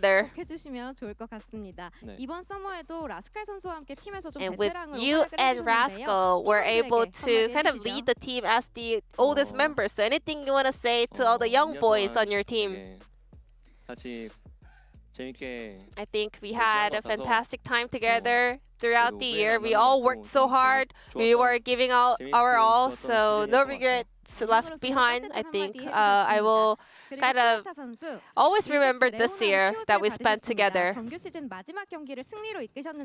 Pleta, you were the POG in game number 1, and you were able to get a win up against Kwangdong Freak, which could be a little bit of an upset. So how does it feel? On my way to the venue, I was thinking to myself, because this is the last match of the year, I just wanted to play with confidence, and it kind of showed in game as well, so I'm pretty happy with that. Game 3 was also very intense. When did you feel certain of victory? I think there was 2 turning points. First one was when Sponge, at around 4 or 5 minute mark, he already said jungle is over. So I pressed tab, and then the CS gap was insane. So I also thought the game was over. And the second turning point was throughout the laning phase, I was just able to somehow land most of my Qs and hook the enemy. So we were getting a lot of leads. We were even getting kills in lane. So after that, I was pretty confident that with the amount of priority we have, we will be able to get a win. And you and Teddy were the solid duo in the bottom lane. What was the most memorable moment for you guys? I think the first matchup against VRX, Teddy in game 2 on Kaisa, he was going for his own montage moment. So I think I was able to play up to that kind of gameplay level today. So, but still, I want to look back at the Kaisa game in that series. Any last words or resolution for your future? First off, you know, it's been amazing that we were able to close out the year with a victory, but in order to keep our fans happy and always smile, we have to do better next year as well. I'm gonna be grinding throughout the off season, so I will look forward to your continuous support. Lastly, back to Rascal. As a leader and the captain of the team, Anything you want to say to all of the fans out there? 일단 포기하지 않고 응원해주신 팬분들 First off, 정말 감사드리고 thank you so much for not giving up on us. 뭐 다른 Not only 사람들도 myself, 그럴 but 수도 I'm pretty 있겠지만 sure everyone else would feel the 저는 same that 프로를 시작하기 전에 뭔가 we 되게 저 never 스스로의 자신도 thought of 없고 저의 가치를 getting so 잘 much love and 모르는 support from 사람이었다고 someone 생각하면 else like this, before going pro. 저도 그렇고 But 여기 있는 모두가 because of 되게 your 가치 support 있고 and 소중한 love, 사람들이라고 I kind of realized 느껴지거든요. that I'm a 그래서 valuable person and we are a very, 자기 스스로의 valuable 스스로도 people. 많이 사랑하고 So I 자부심 get to 가졌으면 learn 좋겠고, how to love myself 다 그냥 because of the way you guys 행복했으면 love us. 좋겠습니다. So I wish you guys all the best. Thank you. 오늘 경기 승리한 DRX 선수분들 다시 한번 And 승리 that was the 축하드립니다. entire DRX players after their victory today. Please give them a round of applause. 자 그리고 다음은 오늘 아쉽게 패배 해보겠습니다. We are now 안녕하세요. joined by the full Kwangdong Freaks players. Thank you so much for joining 두두 us. 선수 오늘 정말 아쉬운 패배를 맞이하게 됐습니다. First off, 가장 Dudu, 아쉬운 점이 today's loss 있다면 must 무엇인가요? be very hurtful for you guys. What was the most regrettable moment in the series? 최근에 좀 많았던 것 같은데 I think 저번 just 경기도 recently, 그렇고 오늘 like 경기도 including the 사실 past 좀 match and today 제가 as well. 좀만 더 잘했으면 이기는 경기가 Had I 좀 played a little 많이 better, 머릿속에 지나가서 our team could 그런 have won. 부분들이 좀 So I 아쉬운 just 것 keep 같습니다. thinking of those moments. 그래도 끝까지 최선을 다해주신 모습이 정말 보기 좋았습니다. Nevertheless, you guys were still giving your all until the very end. So I want to hear your resolutions for next year.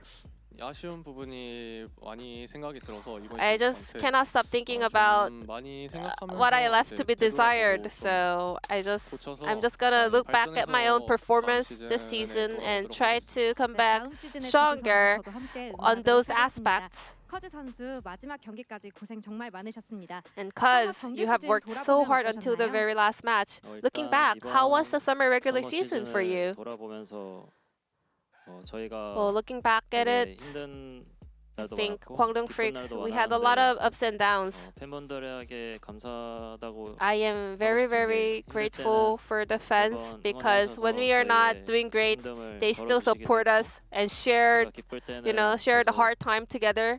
And then when we are 저희를 winning, 응원해주시면서 still they were 저희가 always 더 there 달려나갈 to 수 support 있게 us and give us 도와주셨다고 more 느껴서 energy to keep the 너무 momentum. 감사하다고 생각하고 So I'm very thankful. 시즌은 이제 I am 끝났지만 very, very 그래도 sorry that the season has stopped here. 다른 But 방법으로 팬분들한테 hopefully I can 좋은 still 모습 keep 많이 in touch with all the 보여드릴 수 fans 있도록 and 하고 싶습니다. do our best as 팬분들도 professional 선수분들 보면서 gamers. 정말 많은 힘을 얻으셨을 것 같습니다. 한 시즌 동안 고생한 팀원들에게도 한 말씀 Then 부탁드립니다. anything you want to say to your teammates as well, who also worked 저희 so 다 hard throughout the year? 두두는 이제 정말 Dudu, first 항상 off, 좀 듬직하게 he's a very solid, reliable 보면은 player. 기둥 He's like 우승은 a 기둥이거든요. pillar of 같이 Kwangdong 열심히 Freaks, 해줘서 너무 고맙고 I'm very, very thankful that he has always worked so 항상 hard. 연습 정말 열심히 Same 하고 for Bulldog. 노력 He's 많이 always 해서 grinding, always 저도 같이 practicing. Watching him work 자극받을 so 수 hard, 있어서 I was 좋았고, able to also get 그리고 motivations. 김영희는 늦게 And 합류했는데 Lipper, he newly joined the team 최선을 다해준 것 and 같아서 he was working so hard, so I'm also very 담빈이도 thankful for that.